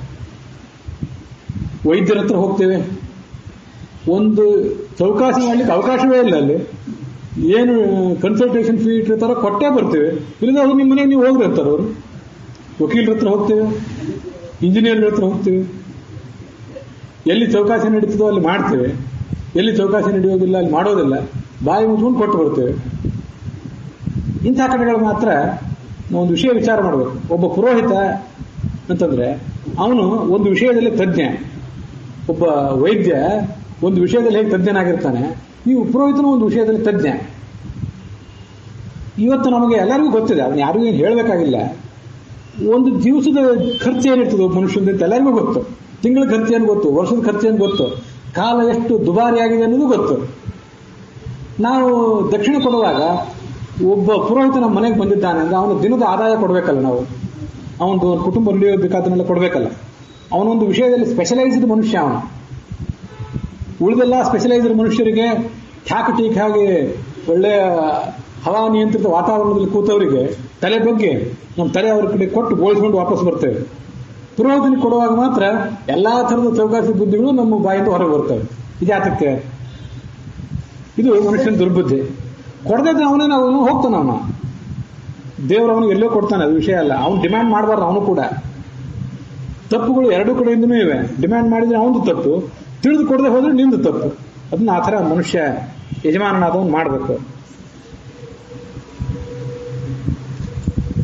ಬ್ರಾಹ್ಮಣ ಸ್ತನಧೀಯಾನ ತೃಣಾಗ್ನಿದೇವ ಶಾಮ್ಯತೆ ತಸ್ಮೈ ಹವ್ಯಂ ನದಾತವ್ಯಂ ಸಚ ಭಸ್ಮನಿ ಹೂಯತೆ ಅಂತ ಮನುಸ್ಮೃತಿಯ ಒಂದು ಮಾತದು.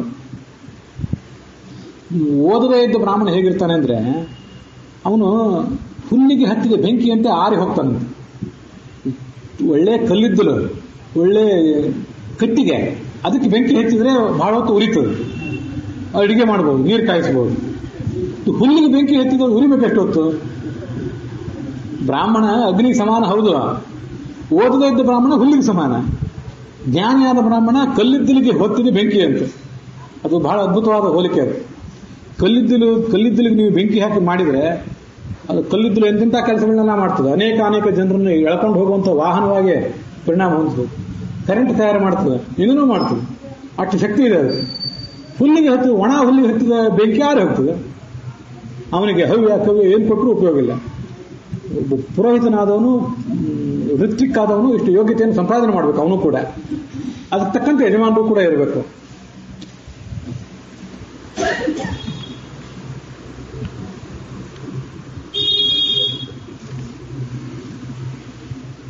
ಅನ್ನಹೀನೋ ದಹೇದ್ರಾಷ್ಟ್ರ ಮಂತ್ರಹೀನಸ್ತು ಋತ್ವಿಜ. ಯಜ್ಞ ಮಾಡುವಾಗ ಇದೇ ಮನುಸ್ಮೃತಿನೇ ಇದೆಲ್ಲ. ಅನ್ನದಾನ ರಹಿತವಾಗಿ ಯಜ್ಞ ಮಾಡಿದರೆ ರಾಷ್ಟ್ರಕ್ಕೆ ಅದು ತೊಂದರೆದಾಯಕ. ಮಂತ್ರಹೀನವಾಗಿ ಮಾಡಿಬಿಟ್ರೆ ಋತ್ವಿಕ್ಕಿಗೆ ತೊಂದರೆ, ಅದು ಪುರೋಹಿತನಿಗೆ ತೊಂದರೆ. ಬೇಕಾಬಿಟ್ಟು ಮಂತ್ರ ಇಲ್ಲ, ಏನೂ ಇಲ್ಲ. ನಾವೇನು ಹೇಳಿದೇನು ಇವನಿಗೆ ಗೊತ್ತಾಗೋದು ಅಷ್ಟರಲ್ಲೇ ಇದೆ ಯಜಮಾನನಿಗೆ ಅಂಥೇಳಿ ನಾವು ಬೇಕಾಬಿಟ್ಟು ಮಾಡಿದರೆ ಅದು ಋತ್ವಿಕ್ಕಿಗೆ ತೊಂದರೆ.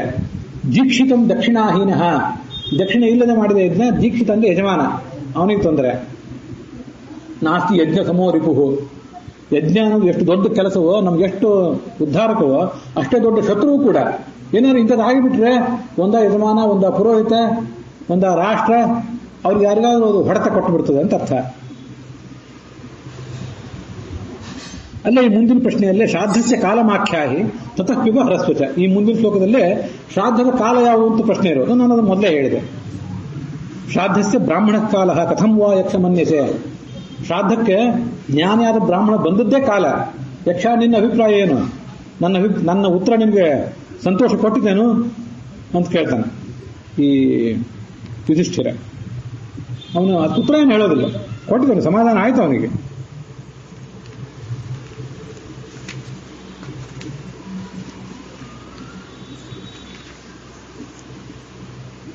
ತಪಃ ಕಿಂ ಲಕ್ಷಣಂ ಪ್ರೋಕ್ತಂ ಕೋ ದಮಶ್ಚ ಪ್ರಕೀರ್ತಿತಃ ಕ್ಷಮಾಚ ಕಾ ಪರಾ ಪ್ರೋಕ್ತ ಕಾಚ ಹ್ರೀಹಿ ಪರಿಕೀರ್ತಿತ. ತಪಸ್ಸು ಅಂದ್ರೇನು, ದಮ ಅಂದ್ರೇನು, ಕ್ಷಮ ಅಂದ್ರೇನು, ಲಜ್ಜಾ ಅಂದ್ರೇನು, ಅದನ್ನು ಹೇಳೋರು. ನಮ್ಮ ಸ್ವಧರ್ಮಾಚರಣೆಯೇ ತಪಸ್ಸು. ನಮಗೆಲ್ಲರಿಗೂ ಕಾಡಿನಲ್ಲಿ ಹೋಗಿ ಕೂತ್ಕೊಂಡು ಪಂಚಾಗ್ನಿ ಮಧ್ಯದಲ್ಲಿ 1000 ವರ್ಷ ಕಾಲ ನೀರಿನೊಳಗೆ ಕೂತು ತಪಸ್ಸು ಇಂಥದ್ದೆಲ್ಲ ಮಾಡ್ಲಿಕ್ಕೆ ಆಗೋದಿಲ್ಲ. ತಪಸ್ಸು ಸ್ವಧರ್ಮ ವರ್ತಿತ್ವ. ನಮ್ಮ ಧರ್ಮದಲ್ಲಿ ನಾವು ಆಸಕ್ತರಾಗಿದ್ರೆ ಅದನ್ನೇ ಧರ್ಮ ಅಂತಾರೆ, ಅದು ಸಾಕು. ಮನಸ್ಸೋ ದಮನಂ ದಮಃ, ಮನಸ್ಸನ್ನ ಹತೋಟಿಯಲ್ಲಿ ಇಟ್ಕೊಂಡಿದ್ರೆ ಅದಕ್ಕೆ ದಮ ಅಂತಾರೆ. ಕ್ಷಮ ದ್ವಂದ್ವ ಸಹಿಷ್ಣುತ್ವಂ. ಜೀವನದಲ್ಲಿ ಮನುಷ್ಯ ಅನೇಕ ಏರುಪೇರುಗಳನ್ನು ಎದುರಿಸಬೇಕಾಗ್ತದಲ್ಲ. ಯಾಕಂದ್ರೆ ಜೀವಮಾನದಲ್ಲಿ ಶ್ರೇಯಃ ಕಸ್ಯ ನಿರಂತರಾಹ ಕಸ್ಯನ ವ್ಯಸನಂ ಪ್ರಾಪ್ತಂ ಅಂತ ರಾಮಾಯಣ ಕೇಳ್ತದೆ. ಈ ಜಗತ್ತಿನಲ್ಲಿ ಕಷ್ಟ ಯಾರಿಗೆ ಬಂದಿಲ್ಲ ಹೇಳ್ರಿ? ಎಲ್ಲರಿಗೂ ಕಷ್ಟ ಬಂದೇ ಇರ್ತದೆ. ಹುಟ್ಟಿದಿಂದ ಸಾಯುವ ತನಕ ಸುಖ ಯಾರಿಗಾದ್ರೂ ಬಂದಿದೆಯೇನು? ಸಂಪತ್ತು, ಅಧಿಕಾರ, ಏರುಪೇರಿಲ್ಲದ ಏಳು ಬೇಳು ಇಲ್ಲದ ಸುಖ ಯಾರಿಗಾದ್ರೂ ಬಂದಿದ್ದೇನು? ಬಂದಿಲ್ಲ. ಆ ಎಲ್ಲ ದ್ವಂದ್ವಗಳನ್ನು ಮನುಷ್ಯ ಸಹಿಸ್ಕೋಬೇಕು. ದ್ವಂದ್ವಗಳನ್ನು ಸಹಿಸ್ಕೊಳ್ಳೋದೇ ಕ್ಷಮ ಅಂತಂದ್ರೆ. ಮತ್ತೆ ಹ್ರೀ ಅಂದ್ರೆ ಏನು? ಹ್ರೀ ಅಂದ್ರೆ ನಾಚಿಕೆ. ಸಂಸ್ಕೃತದಲ್ಲಿ ಹ್ರೀ, ಕನ್ನಡದಲ್ಲಿ ನಾಚಿಕೆ. ಆದ್ರೆ ಅರ್ಥ ಏನು ಅಂತಂದ್ರೆ ಅಕಾರ್ಯ ನಿವರ್ತನಂ. ಕೆಟ್ಟ ಕಾರ್ಯ ಮಾಡಲಿಕ್ಕೆ ನಾಚಿಕೆ ಇರಬೇಕು ಮನುಷ್ಯನಿಗೆ, ಅದಕ್ಕೆ ಹ್ರೀ ಅಂತಾರೆ. ಈ ಎಲ್ಲ ಗುಣಗಳನ್ನು ಕೂಡ ಮನುಷ್ಯ ರೂಢಿಸ್ಕೊಳ್ಬೇಕು, ಪ್ರಯತ್ನ ಪಟ್ಟು ರೂಢಿಸ್ಕೊಳ್ಬೇಕು ಅಂತ ಹಾಗೆ ಅದಕ್ಕೆ ಹೇಳ್ತಾರೆ. ನಮಗೆ ಭಗವದ್ಗೀತಾದಲ್ಲಿ ಅದನ್ನ ನೋಡಿದ್ದೇವೆ ನಾವು. ಸ್ವಧರ್ಮೇ ನಿಧನಂ ಶ್ರೇಯ ಪರಧರ್ಮೋ ಭಯಾವಹ. ಈ ಮನುಷ್ಯ ತನ್ನ ಧರ್ಮದಲ್ಲಿ ಆಸಕ್ತನಾಗಿರಬೇಕು, ಬೇರೆ ಧರ್ಮಕ್ಕೆ ಕೈ ಹಾಕಬಾರದು. ಇದನ್ನು ನಾವು ಹಿಂದೆ ನೋಡಿದ್ದೇವೆ. ಮತ್ತೆ ಭಗವದ್ಗೀತೆ, ಮಹಾಭಾರತದ ಸಾರ ಯಾವುದು? ವಿಷ್ಣು ಸಹಸ್ರನಾಮ ಮತ್ತು ಭಗವದ್ಗೀತಾ. ಜ್ಞೇಯಂ ಪಾಠ್ಯಂ ಚ ತದ್ವಯಂ. ಅದೆರಡನ್ನೂ ಕೂಡ ಪಾರಾಯಣ ಮಾಡಬೇಕು, ಅರ್ಥ ತಿಳಿದು ಪಾರಾಯಣ ಮಾಡಬೇಕು. ನಿತ್ಯ ಹೇಳಬೇಕು, ಅದನ್ನು ಅರ್ಥ ತಿಳಿದು ಹೇಳಬೇಕು. ಭಗವದ್ಗೀತಾ ಅಂತ ಅನ್ನೋದು ದೊಡ್ಡ ಮನೋವಿಜ್ಞಾನ, ಮನೋವಿಶ್ಲೇಷಣಾ ವಿಜ್ಞಾನ. ಅದು ಕ್ಷಮಾ ದ್ವಂದ್ವ ಸಹಿಷ್ಣುತ್ವ ಅನ್ನೋದೇ ಸೈಕೋಥೆರಪಿ, ಮನೋವಿಶ್ಲೇಷಣಾ ಶಾಸ್ತ್ರದ ಅತ್ಯಂತ ಸರಳವಾದ ಸೂತ್ರ. ಏನೆಲ್ಲ ದ್ವಂದ್ವಗಳು ಬರಬಹುದು, ಆ ಎಲ್ಲ ದ್ವಂದ್ವಗಳನ್ನು ತಾಳ್ಕೊ. ದ್ವಂದ್ವಗಳು ಇಲ್ಲದ ಜೀವನ ಮನುಷ್ಯನಿಗಿಲ್ಲ. ಈ ಜಗತ್ತಿನಲ್ಲಿ ದೇವರು ತಾನು ಅವತಾರ ಮಾಡಿ ಬಂದ್ಮೇಲೆ ಇಂತಿಂಥ ದ್ವಂದ್ವಗಳು ಬರ್ತಾವೆ ನೋಡು, ಇದನ್ನೆಲ್ಲ ತಾಳ್ಕೊ. ನನಗಾದ್ರೂ ನನ್ನ ಜೀವಮಾನದಲ್ಲೂ ಅಂತ ದ್ವಂದ್ವಗಳು ಬಂದಿದ್ದೇವೆ, ನೀನು ಅದನ್ನೆಲ್ಲ ಹೀಗೆ ತಾಳ್ಕೊ ಅಂತ ತಾನು ಅದನ್ನೆಲ್ಲ ತನ್ನ ಅವತಾರದಲ್ಲಿ ಅಭಿನಯಿಸಿ ತೋರಿಸ್ತಾನೆ ಪರಮಾತ್ಮ ಕೂಡ. ಆದ್ರಿಂದ ದ್ವಂದ್ವ ಯಾರಿಗೂ ಬರೋದಿಲ್ಲ. ಸುಖ ದುಃಖ, ಶೀತ ಉಷ್ಣ ಅದೆಲ್ಲ ಯಾರಿಗೂ ಬರೋದಿಲ್ಲ. ಎಲ್ಲ ಜನರಿಗೂ ಬಂದಿರ್ತದೆ. ಅವುಗಳನ್ನೆಲ್ಲವನ್ನು ಕೂಡ ನಾವು ತಾಳ್ಕೊಳ್ಬೇಕು. ಬಹಳ ದೊಡ್ಡ ಒಂದು ಮನಸ್ಸಿಗೆ ತರಬೇತಿ ಇದೆ ಅದ್ರ ಹಿಂದೆ. ಇದೆಲ್ಲ ಉಪನಿಷತ್ ಭಾಷ್ಯದಲ್ಲಿದೆ. ಏನ್ ಮಾಡಬೇಕು? ನನಗೆ ಅನೇಕ ಕಡೆ ಅನಿಸಿದ್ದಿದೆ, ಅದನ್ನೇ ಹಿಂದೆ ಅನೇಕ ಜನರಿಗೆ ಹೇಳಿದ್ದಿದೆ. ಅದನ್ನ ಈಗ ನಿಮ್ಮ ಎದುರಿಗೆ ಮತ್ತೊಂದು ಬಾರಿ ಹೇಳಬೇಕು ಅಂತ ಅಪೇಕ್ಷೆ ಪಡ್ತೀನಿ. ಭಗವದ್ಗೀತೆ ಸಾರ. ಕಷ್ಟ ಬರ್ತಾವಲ್ಲ, ಕಷ್ಟ ಬಂದ ಕೂಡಲೇ ಈ ಕಷ್ಟ ಅಯ್ಯೋ ಬರಬಾರ್ದಿತ್ತು, ಬಂತು, ನಾನು ಅಷ್ಟು ದೊಡ್ಡ ತಪಸ್ಸು ಮಾಡಿದ್ದೇನೆ, ಅಷ್ಟೆಲ್ಲ ಸಾಧನೆ ಮಾಡಿದ್ದೇನೆ, ಬಂತು ಅಂತ ಗೋಳಾಡುವ ಬದಲು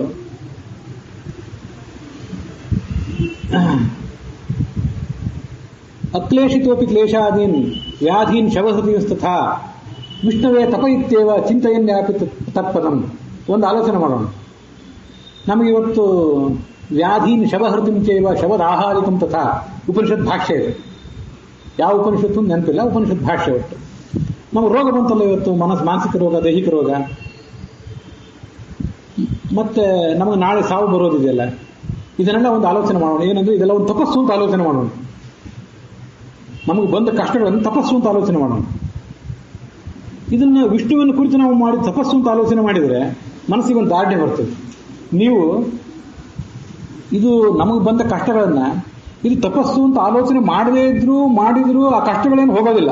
ಅದು ಇರೋದೇ ಒಂದು ಕಾಲದ ನಂತರನೇ ಅದು ಹೋಗೋದು. ನೀವು ಸುಮ್ಮನೆ ಗೋಳಾಡಿದ್ರೆ ನಿಮಗೂ ಸಂಕಟ, ದೇಹ ಮನಸ್ಸುಗಳಿಗೆ ಸಂಕಟ, ಸುತ್ತಮುತ್ತಲಿದ್ದವರಿಗೂ ಅದು ತೊಂದರೆ. ಅದ್ರ ಬದಲು ಇದೆಲ್ಲ ಭಗವಂತ ನಮಗೆ ಕೊಟ್ಟಂತಹ ಒಂದು ತರಬೇತಿ, ಭಗವಂತನ ತಪಸ್ಸಿದು ಅಂತ ಆಲೋಚನೆ ಮಾಡಿಬಿಟ್ರೆ ಅದೆಷ್ಟು ಹೇಳ್ತಾರೆ ಒಂದು ವಿಷಯ. ಇದನ್ನೆಲ್ಲ ಆಲೋಚನೆ ಮಾಡೋದು ಬಹಳ ಕಷ್ಟ. ಯಾರೊಬ್ರು ಏನೋ ಕಳ್ಕೊಂಡು ಏನೋ ಸಮಸ್ಯೆಗೀಡಾಗಿ ಓಡಾಡ್ತಿರ್ತಾರೆ. ಇದೆಲ್ಲ ಭಗವಂತನ ತಪಸ್ಸು ತಿಳ್ಕೊಂಡ್ರಿ ಅಂತ ಹೇಳ್ಬಿಟ್ರೆ ಅವ್ರಿಗೆ ಏನ್ ಕತೆ ಹೇಳ್ತೀರಿ, ಪುರಾಣ ವೇದಿಕೆ ಮೇಲೆ ಕೂತು ಪುರಾಣ ಹೇಳ್ತೀರಿ, ಅನುಭವಿಸೋದು ನಿಮ್ಗೇನು ಗೊತ್ತಾಗ್ತದೆ, ನಮ್ಮನ್ನೇ ಬೈತಾರೆ. ಆದ್ರೆ ಇದನ್ನ ಸ್ವಲ್ಪ ನಾವೀಗ ಅದನ್ನ ಆ ಟೈಮ್ನಲ್ಲಿ ಮಾಡೋದು ಕಷ್ಟ, ಈಗ ಮಾಡೋಣ. ಹೇಗೆಂದ್ರೆ ಅದನ್ನೇ ಮತ್ತೆ ಹೇಳ್ತದೆ ಅದೇ ಭಾಷ್ಯ. ಅಕ್ಲೇಶಿತೋಪಿ ಕ್ಲೇಶಾದೀನ್ ವಿಷ್ಣುವೇ ತಪಯಿತ್ತೇವ ಚಿಂತೆಯನ್. ಇವತ್ತು ನಿಮ್ಗೆ ದುಃಖ, ಈಗ ಆರಾಮಿದ್ದೇವಲ್ಲ, ಈಗ ಆರಾಮಿದ್ದಾಗಲೇ ಒಂದು ಸಂಕಲ್ಪ ಮಾಡೋಣ. ಏನಂತ, ನಾಳೆ ನಮಗೆ ಸುಖ ಮತ್ತೆ ಕಷ್ಟ ಬರ್ಬೋದಲ್ಲ, ಆ ಕಷ್ಟ ಭಗವಂತನ ಕುರಿತು ನಾವು ಮಾಡುವ ತಪಸ್ಸು ಅಂತ ಆಲೋಚನೆ ಮಾಡಿಬಿಡೋಣ. ಅಕ್ಲೇಶಿತ, ನಿಮಗೆ ಯಾವಾಗ ಕ್ಲೇಶ ಬಂದಿಲ್ವೋ, ಯಾವಾಗ ಸ್ವಲ್ಪ ಆರಾಮಿದ್ದಿರೋ, ಇವಾಗಲೇ ನಾಳೆ ಬರುವ ಕಷ್ಟಗಳನ್ನ ಭಗವಂತನ ತಪಸ್ಸು ಅಂತ ಆಲೋಚನೆ ಮಾಡಿಬಿಡೋಣ. ಇವತ್ತೇ ಸಂಕಲ್ಪ ಮಾಡಿಬಿಡೋಣ. ಯಾಕಂದ್ರೆ ಕಷ್ಟ ಬಂದಾಗ ಆ ಆಲೋಚನೆ ಬರೋದು ಕಷ್ಟ.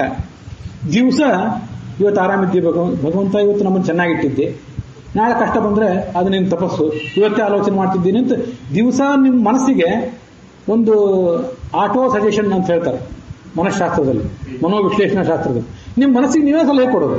ನಾವ್ಯಾಕೆ ಸೈಕೋಥೆರಪಿಸ್ಟ್ಗಳ ಹತ್ರ ಹೋಗ್ಬೇಕು, ಸೈಕಾಲಜಿಸ್ಟ್ಗಳ ಹತ್ರ ಹೋಗ್ಬೇಕು, ಶಾಸ್ತ್ರ ನಮಗೆಲ್ಲ ಕೊಟ್ಟಿದೆ. ದಿವಸ ಇದನ್ನು ಆಲೋಚನೆ ಮಾಡ್ತಾ ಹೋಗೋಣ. ಇದು ಭಗವಂತನ ಕುರಿತು ನಾವು ಮಾಡುವ ತಪಸ್ಸು. ಭಗವಂತ ನಮಗಿದು ಮಾಡಿದ ಅನುಗ್ರಹ. ಭಾಗವತ ತಾತ್ಪರ್ಯ ಹೇಳ್ತದೆ, ಉಪನಿಷತ್ ಭಾಷ್ಯದ ಅವಾಗ ಹೇಳಿದೆ, ಈಗ ಭಾಗವತ ತಾತ್ಪರ್ಯ ಅಂತ ಹೇಳ್ತೇನೆ. ದಂಡೋಪಿ ಭಗವತ್ತೀರ್ಣೋ ಮಮೈಷು ಅನುಗ್ರಹಕತಃ. ಭಗವಂತ ಕೊಟ್ಟ ಶಿಕ್ಷೆಯನ್ನು ಕೂಡ ಇದು ನನಗೆ ಅನುಗ್ರಹ ಮಾಡಿದ್ದಾನೆ ಅಂತ ತಿಳ್ಕೊಂಡ್ಬಿಡೋಣ. ತಿಳ್ಕೊಂಡ್ಬಿಟ್ರೆ ಎಲ್ಲ ಸುಲಭ ಆಗಿ ಹೋಗ್ತದೆ. ಇದು ಭಕ್ತ್ಯಾ ಚಿಂತಯತ ಶುಭಕಾರಿ ಭವತಿ. ಭಗವಂತನನ್ನು ಅನುಗ್ರಹ ಮಾಡಿಬಿಟ್ಟ ಅಂತ ಭಕ್ತಿಯಿಂದ ಆಲೋಚನೆ ಮಾಡಿಬಿಟ್ರೆ ಅದು ಶುಭಕಾರಕ ಆಗ್ತದೆ. ಭಗವಂತ ನನಗ್ಯಾಕೆ ಹಿಂಗೆ ಮಾಡಿದ, ತತ್ರಾಪಿ ಕುರ್ವತಾಂ ದ್ವೇಷಂ, ನನಗ್ಯಾಕೆ ಹಿಂಗೆ ಮಾಡಬೇಕಾಗಿತ್ತು, ಆ ಭಗವಂತನಿಗೆ ನನ್ನ ಮೇಲೆ ಸಿಟ್ಟಿತ್ತೇನು ಏನ್ ತಿಳಿ. ನಮ್ಮಲ್ಲಿ ಕೆಲವರು ಇರ್ತಾರೆ, ಅವರು ಭಗವಂತನಿಗೆ ಸವಾಲು ಹಾಕೋರು. ಎಲ್ಲ ಬಿಟ್ಟು ನನ್ನ ಸುತ್ತ ಬರ್ಬೇಕೇನು ಈ ಭಗವಂತ, ನನಗೆ ಇಷ್ಟೆಲ್ಲ ಕಷ್ಟ ಕೊಡ್ಬೇಕೇನು, ಬೇರೆ ಯಾರು ಸಿಗಲಿಲ್ಲ ನನಗೆ ಅಂತ ಅಕ್ಷರಶಾಗಿ ಮಾತಾಡುವವರಿದ್ದಾರೆ. ಇದರಲ್ಲಿ ಇಂಥ ಭ್ರಮೆಗಳನ್ನ ಇಟ್ಕೊಳ್ಳೋದು. ಅನುಗ್ರಹ ಅಂತ ಆಲೋಚನೆ ಮಾಡೋಣ, ಶುಭಕಾರಿ ಆಗ್ತದೆ. ಎಷ್ಟು ಸ್ವಾರಸ್ಯ ಅಂದ್ರೆ ಬರೇ ನಮ್ಮ ದೈಹಿಕ ಮಾನಸಿಕ ರೋಗ ಅಲ್ಲ, ವ್ಯಾಧೀನ್ ಶವಹೃತಿಂಚೇವ ಶವದಾಹಾದಿಕಂ ತಥಾ. ನಾವು ನಾಳೆ ಸಾಯುವವರಿದ್ದೇವೆ, ನಮಗೆ ಸಾಯುವುದ್ರ ಬಗ್ಗೆ ಕಲಿಸ್ತದೆ ಯಕ್ಷ ಪ್ರಶ್ನೆ. ಮುಂದೆ ಅದು ಬರೋದಿದೆ, ಇವತ್ತು ನಾಳೆ ಮತ್ತೆ ಅದು ಬರೋದು. ಸಾವಿನ ಬಗ್ಗೆ ಮನುಷ್ಯ ಎಚ್ಚರದಿಂದ ಇರಬೇಕು ಅಂತ ಬರೋದು. ಇವತ್ತು ಅಥವಾ ನಾಳೆ ಸಾಯೋವರಿದ್ದೇವಲ್ಲ, ನಾವು ಸತ್ತಾಗ ನಾವು ಇಲ್ಲಿ ಕೂತವರೆಲ್ಲ ಇದನ್ನು ಆಲೋಚನೆ ಮಾಡೋಣ. ನಾವು ಸತ್ತಿದ್ದೇವೆ, ಚಟ್ಟದ ಮೇಲೆ ನಮ್ಮನ್ನು ಮಲಗಿಸಿದ್ದಾರೆ, ಬಹಳ ವಿಚಿತ್ರ ಕಾಣಿಸ್ತದೆ. ಏನ್ರಿ ಸಾವಿನ ಬಗ್ಗೆ ಅಮಂಗಳಕರವಾಗಿ ಮಾತಾಡ್ತಿದ್ದೀರಲ್ಲ ಅಂತ. ಎಂದೂ ಸಾವು ಅಮಂಗಳ ಅಲ್ಲ. ಸಾವಿನಷ್ಟು ಮಂಗಳ ಜಗತ್ತಿನಲ್ಲೇ ಯಾವುದೂ ಇಲ್ಲ. ಮನುಷ್ಯ ಸಾಯದೇ ಹೋದ್ರೆ ಏನು ಗತಿ ಏನಾಗ್ತಿತ್ತು ಒಂದು. ಈ ಎಲ್ಲಾ ಸಮಸ್ಯೆಗಳಿಗೊಂದು ಪರಿಹಾರ ಸಾವು. ಇಲ್ಲದೆ ಹೋದ್ರೆ ನಮ್ಮ ಸಮಸ್ಯೆ, ತಂದೆ ತಾಯಿನ ಸಮಸ್ಯೆ, ಅಜ್ಜಿ ಸಮಸ್ಯೆ, ಮುತ್ತಜ್ಜಿ ಸಮಸ್ಯೆ, ಈ ಎಲ್ಲರಿಗೂ ಸಮಸ್ಯೆಗಳು ಹೀಗೆ ಮುಂದುವರೆದಿದ್ರೆ ಬದುಕೋರು ಯಾರು ಈ ಜಗತ್ತಿನಲ್ಲಿ? ಸಾವಿನಷ್ಟು ದೊಡ್ಡ ಮಂಗಳಕರನೇ ಈ ಜಗತ್ತಿನಲ್ಲಿಲ್ಲ. ಆದ್ರಿಂದ ಒಂದು ಸಂಕಲ್ಪ ಮಾಡಿ, ಏಕಾಂತದಲ್ಲಿ ಕೂತ್ಕೊಂಡು ಧ್ಯಾನ ಮಾಡ್ರಿ ಭಗವಂತನ ಎದುರಿಗೆ. ನೀವು ಮಾಡ್ರಿ ಅಂತಲ್ಲ, ಎಲ್ಲರೂ ಮಾಡೋಣ. ಸತ್ತಿದ್ದೇವೆ, ಚಟ್ಟದ ಮೇಲೆ ನಮ್ಮನ್ನು ಮಲಗಿಸಿದ್ದಾರೆ, 4 ಜನ ಹೊತ್ಕೊಂಡು ಹೋಗ್ತಾ ಇದ್ದಾರೆ ಅದನ್ನ, ನಮ್ಮ ಹೆಣವನ್ನ. ಶವಹೃತಿ, ಆಮೇಲೆ ಶವದಾಹ, ನಮ್ಮದೇ ಶವವನ್ನು ಅವರು ಸ್ಮಶಾನ ತಗೊಂಡೋಗಿ ಸುಡ್ತಾ ಇದ್ದಾರೆ. ಇದೆಲ್ಲ ಭಗವಂತನ ತಪಸ್ಸು ಅಂತ ಆಲೋಚನೆ ಮಾಡ್ರಿ. ಇನ್ನೊಬ್ಬರ ಶವವನ್ನು ನಾವು ಹೊತ್ತಿದ್ದೇವಲ್ಲ ಅನೇಕ ಬಾರಿ ಅಧಿಕಾರಸ್ಥರು, ಅವ್ರ ಶವಕ್ಕೆ ನಾವು ಬೆಂಕಿ ಸ್ಪರ್ಶ ಮಾಡಿರ್ತೀವಲ್ಲ, ಅದು ತಪಸ್ಸೆ. ನಮ್ಮದೊಂದು ಆಗ್ತಲ್ಲ, ಇದು ತಪಸ್ಸೆ. ಹೀಗೆ ಮಾಡಿಬಿಟ್ರೆ ಅವೆಲ್ಲ ಸುಲಭ ಆಗ್ಬಿಡ್ತದೆ. ಸಾಯಲಿಕ್ಕೆ ಮನುಷ್ಯ ಹೆದರೋದಿಲ್ಲ. ತಪಸ್ಸಿಗೆ ಯಾರು ಹೆದರ್ತಾರೆ? ಈಗ ಸಾವಿಗೆ ಯಾಕೆ ಹೆದರಿಕೆ ಅಂತಂದ್ರೆ, ಸತ್ತು ಬಿಟ್ರೆ ಮುಂದೆ ಏನು ಗತಿ ಅಂತ ಚಿಂತೆ, ಭಯ. ನಾಳೆ ಏನೇನೋ ಪಾಪ ಮಾಡಿಬಿಟ್ಟಿದ್ದೇವೆ, ಈಗೆಲ್ಲ ಬೇಕಾಷ್ಟು ಆರ್ಭಟ ನಡೀತದೆ. ಸಾಯೋ ಟೈಮ್ ಬಂದಾಗ ಮನುಷ್ಯನಿಗೆ ಭಯ ಪ್ರಾರಂಭ. ಸಾಯೋ ಒಂದು ದೊಡ್ಡ ತಪಸ್ಸು ಅಂತ ಗೊತ್ತಿದ್ರೆ ನೋಡ್ರಿ, ಹೋಗೋಣ ದೇವ್ರ ಕಡೆ, ಭಯನೇ ಇಲ್ಲ. ಮನುಷ್ಯ ಬದುಕಲಿಕ್ಕೂ ಕಲಿಬೇಕು, ಸಾಯಲಿಕ್ಕೂ ಕಲಿಬೇಕು. ಸಾಯಲಿಕ್ಕೆ ಕಲಿಸುವ ಪುಸ್ತಕಗಳು ಬಹಳ ಇಲ್ಲ, ಬದುಕಲಿಕ್ಕೆ ಕಲಿಸುವ ಪುಸ್ತಕಗಳು ಬಹಳ ಇವೆ. ಸಾಯಲಿಕ್ಕೂ ಕಲಿಸುವ ಪುಸ್ತಕ ಅಂದ್ರೆ ಭಗವದ್ಗೀತೆ ಮತ್ತೆ ಮಹಾಭಾರತ. ಅಂಥದ್ದೊಂದು ಎಚ್ಚರ ಇರಬೇಕು ಮನುಷ್ಯನಿಗೆ. ಏನೂ ತಲೆ ಕೆಡಿಸ್ಕೋಬೇಡ್ರಿ. ಆದಿವ್ಯಾಧಿ ನಿಮಿತ್ತೇನ ವಿಕ್ಷಿಪ್ತ ಮನಸೋಪಿತು ಗುಣಾನಾಂ ಸ್ಮರಣಾಶಕ್ತೋ ವಿಷ್ಣು ಬ್ರಹ್ಮತ್ವಮೇವತು ಸ್ಮರ್ತವ್ಯಂ ಸತತಂ ತತ್ತು ನಕದಾಚಿತ್ ಪರಿಚ್ಯತೆ ಅತ್ರ ಸರ್ವಗುಣಾನಾಂ ಹಿ ಯಥೋಂತರ್ಭಾವಯಿಷ್ಯತೆ. ಬ್ರಹ್ಮಸೂತ್ರ ಭಾಷ್ಯ. ನಮಗೆ ಆಧಿ ಮಾನಸಿಕ ರೋಗಗಳು, ವ್ಯಾಧಿ, ದೈಹಿಕ ರೋಗ. ಶಾಸ್ತ್ರ ಯಾರು ಹೇಳ್ತಿದ್ದಾರೆ, ಪ್ರವಚನ ಮಾಡ್ತಿದ್ದಾರೆ, ಹೋಗ್ಲಿಕ್ಕೆ ಮನಸ್ಸಿಲ್ಲ, ಹೋದ್ರೂ ಅರ್ಥ ಆಗೋದಿಲ್ಲ. 108 ಸಮಸ್ಯೆ ಮನುಷ್ಯನಿಗೆ. ದೈಹಿಕ ರೋಗ ಹೋಗ್ಬೇಕು ಅಂತಿದೆ, ಕೈಕಾಲೇ ಅಲ್ಲಿಗೆ ಹೋಗೋದಿಲ್ಲ. ದೈಹಿಕ ರೋಗ ಇಷ್ಟೆಲ್ಲ ಇದ್ದಾಗ ಮನಸ್ಸು ವಿಕ್ಷಿಪ್ತ ಆಗಿ ಹೋಗಿದೆ.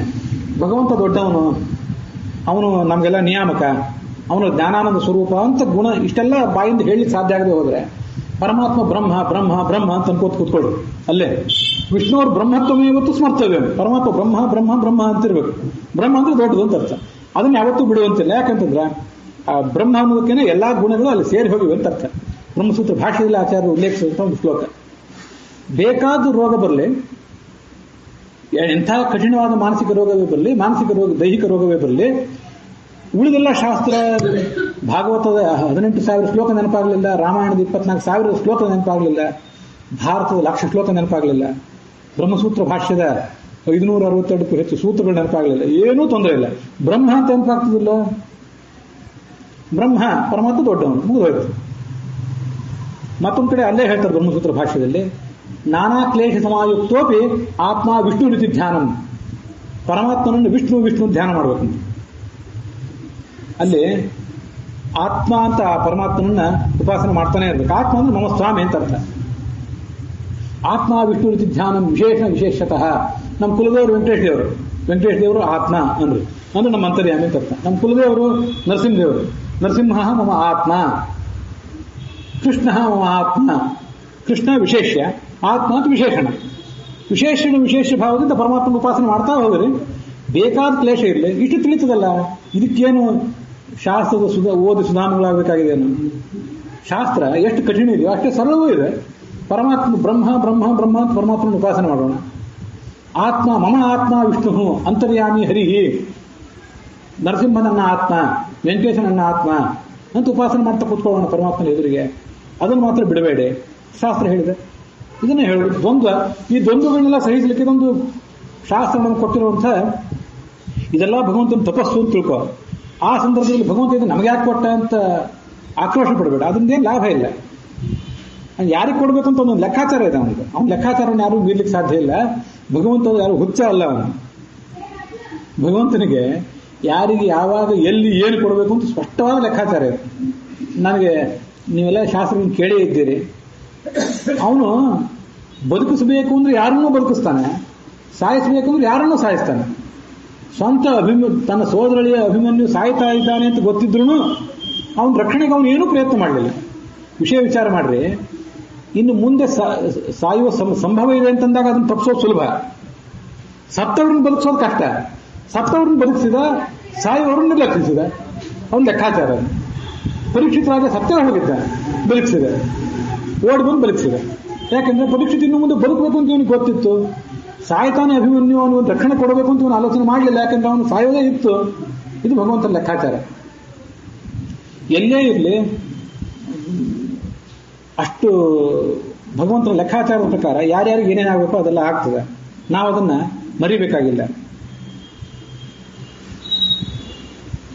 ಹೀಗೆ ಆ ದ್ವಂದ್ವಗಳನ್ನ ಭಗವಂತನ ನಾಮಸ್ಮರಣೆಯ ಮೂಲಕ ನಾವು ಗೆಲ್ಲಬೇಕೇ ಹೊರತು ಅದಕ್ಕೊಂದು ಬೇರೆ ಮಾರ್ಗ ಇಲ್ಲ. ಯೋಗಕ್ಷೇಮಂ ವಹಾಮ್ಯಹಂ ಅಂತ ಭಗವಂತ ಹೇಳ್ತಾನೆ. ನಾನು ನೋಡ್ಕೋತೀನಿ ನಿಮ್ಮ ಯೋಗಕ್ಷೇಮ ಅಂತ ಹೇಳ್ತಾನೆ. ಬರೇ ಸಾಯಿಸುವುದು ಮತ್ತೆ ರಕ್ಷಿಸುವುದು ಮಾತ್ರ ಅಲ್ಲ, ಯಾರಿಗೇನು ಕೊಡಬೇಕು ಅದನ್ನೆಲ್ಲವನ್ನೂ ಅವನೇ ಕೊಡ್ತಿದ್ದಾನೆ. ಯಾವಾಗ ಕೊಡಬೇಕು ಅವನು ಕೊಟ್ಟೇ ಕೊಡ್ತಾನೆ. ನಾವು ಆ ದ್ವಂದ್ವಗಳಿಗೆ ಮನುಷ್ಯ ಹೆದರಬಾರದು. ಕ್ಷಮಾ ದ್ವಂದ್ವ ಸಹಿಷ್ಣುತ್ವ, ಅದು ದೊಡ್ಡ ಮನಃಶಾಸ್ತ್ರ, ಮನೋವಿಶ್ಲೇಷಣಾ ಶಾಸ್ತ್ರ.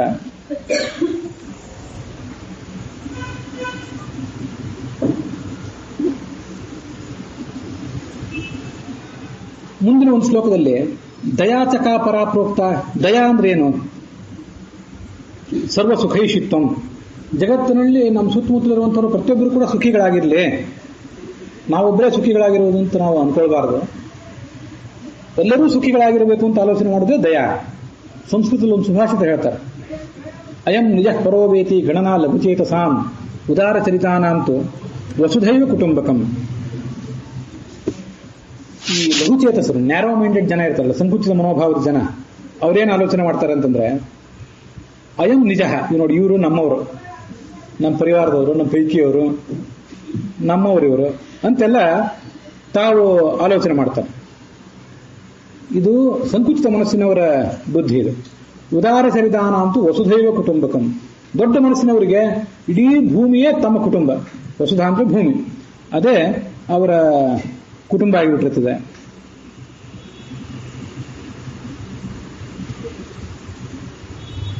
ಹಾಗಾಗಿ ಜಗತ್ತಿನ ಪ್ರತಿಯೊಂದು ಜೀವ, ಹೆಣ್ಣು ಗಂಡು, ಪ್ರಾಣಿ ಪಕ್ಷಿಗಳು, ಅದ್ರ ಬಗ್ಗೆ ದಯೆಯಿಂದ ನಡ್ಕೊಳ್ತಾರೆ ಅವರು. ಇದನ್ನೇ ಈ ಭಗವದ್ಗೀತಾದಲ್ಲೂ ಕೂಡ ಶತ್ರೌಚ ಮಿತ್ರೇಚ, ಶತ್ರುವಿನಲ್ಲೂ ಮಿತ್ರನಲ್ಲೂ ಕೂಡ ನಾವು ಸಮವಾಗಿರಬೇಕು. ಅಲ್ಲೆಲ್ಲ ಕಡೆ ಭಗವಂತ ಇದ್ದಾನೆ ಅಂತ ಆ ಭಗವಂತನ ನೆನಪು ಮಾಡ್ಕೊಳ್ಬೇಕು ಅಂತ ಶಾಸ್ತ್ರ ಅದನ್ನ ವರ್ಣಿಸ್ತದೆ. ದಯಾ ಸರ್ವ ಸುಖೈಷಿತ್ವಂ. ಮುಂದೆ ಯಕ್ಷ ಕೇಳಿದ, ದೊಡ್ಡ ಶತ್ರು ಯಾರು ಅಂತ ಹೇಳು, ದೊಡ್ಡ ರೋಗ ಯಾವುದು ಅದು ಹೇಳು, ಮತ್ತೆ ಸಾಧು ಯಾರು ಅಸಾಧು ಯಾರು ಅದನ್ನು ಹೇಳು. ಅವನ ಹತ್ರ ಹೇಳಿದ, ಕ್ರೋಧ ಸುದುಗ್ಧಯ ಶತ್ರು, ಸಿಟ್ಟೇ ದೊಡ್ಡ ಶತ್ರು. ಅದಕ್ಕಿಂತ ದೊಡ್ಡ ಶತ್ರು ಯಾವುದಿದೆ? ಲೋಹೋ ವ್ಯಾಧಿನಂತಕಃ, ಕೊನೆಯಿಲ್ಲದ ರೋಗ ಅಂದ್ರೆ ವ್ಯಾಧಿ. ಉಳಿದೆಲ್ಲ ರೋಗಗಳಿಗೆ ಯಾರು ಏನಾದ್ರು ಚಿಕಿತ್ಸೆ ಕೊಡಬಹುದು. ದೇಹಕ್ಕೆ ಸಂಬಂಧಪಟ್ಟಂತೆ ದೇಹದ ಪ್ರತಿಯೊಂದು ಅಂಗಾಂಗಗಳಲ್ಲಿ ತಜ್ಞರಾದವರೆಲ್ಲ ಇದ್ದಾರೆ. ಮನಸ್ಸಿಗೆ ಚಿಕಿತ್ಸೆ ಕೊಡ್ಲಿಕ್ಕೂ ಸೈಕಾಲಜಿಸ್ಟ್ಗಳಿದ್ದಾರೆ, ಸೈಕೋಥೆರಪಿಸ್ಟ್ಗಳಿದ್ದಾರೆ. ವ್ಯಾಧಿಗೆ ಏನು ಚಿಕಿತ್ಸೆ ಕೊಡೋದು? ಕೊನೆಯಿಲ್ಲದ ರೋಗ ಅದೊಂದು, ಆ ವ್ಯಾಧಿ ಅಂತ ಒಂದು. ಮತ್ತೆ ಸಾಧು ಅಂದ್ರೆ ಯಾರು, ಅಸಾಧು ಅಂದ್ರೆ ಯಾರು ಅಂತಂದ್ರೆ, ಸರ್ವಭೂತ ಹಿತ ಸಾಧು, ಎಲ್ಲಾ ಪ್ರಾಣಿಗಳಿಗೂ ಹಿತ ಆಗಲಿ ಅಂತ ಯಾರು ಬಯಸ್ತಿರ್ತಾನೆ ಅವನನ್ನೇ ಸಾಧು ಅನ್ಬೇಕು. ಅಸಾಧು ನಿರ್ದಯ ಸ್ಮೃತಃ, ಯಾರು ನಿರ್ದಯ ಕ್ರೂರಿಯಾಗಿರ್ತಾನೋ ಅವನನ್ನು ಅಸಾಧು ಅಂತ ನಾವು ಹೇಳಬೇಕು.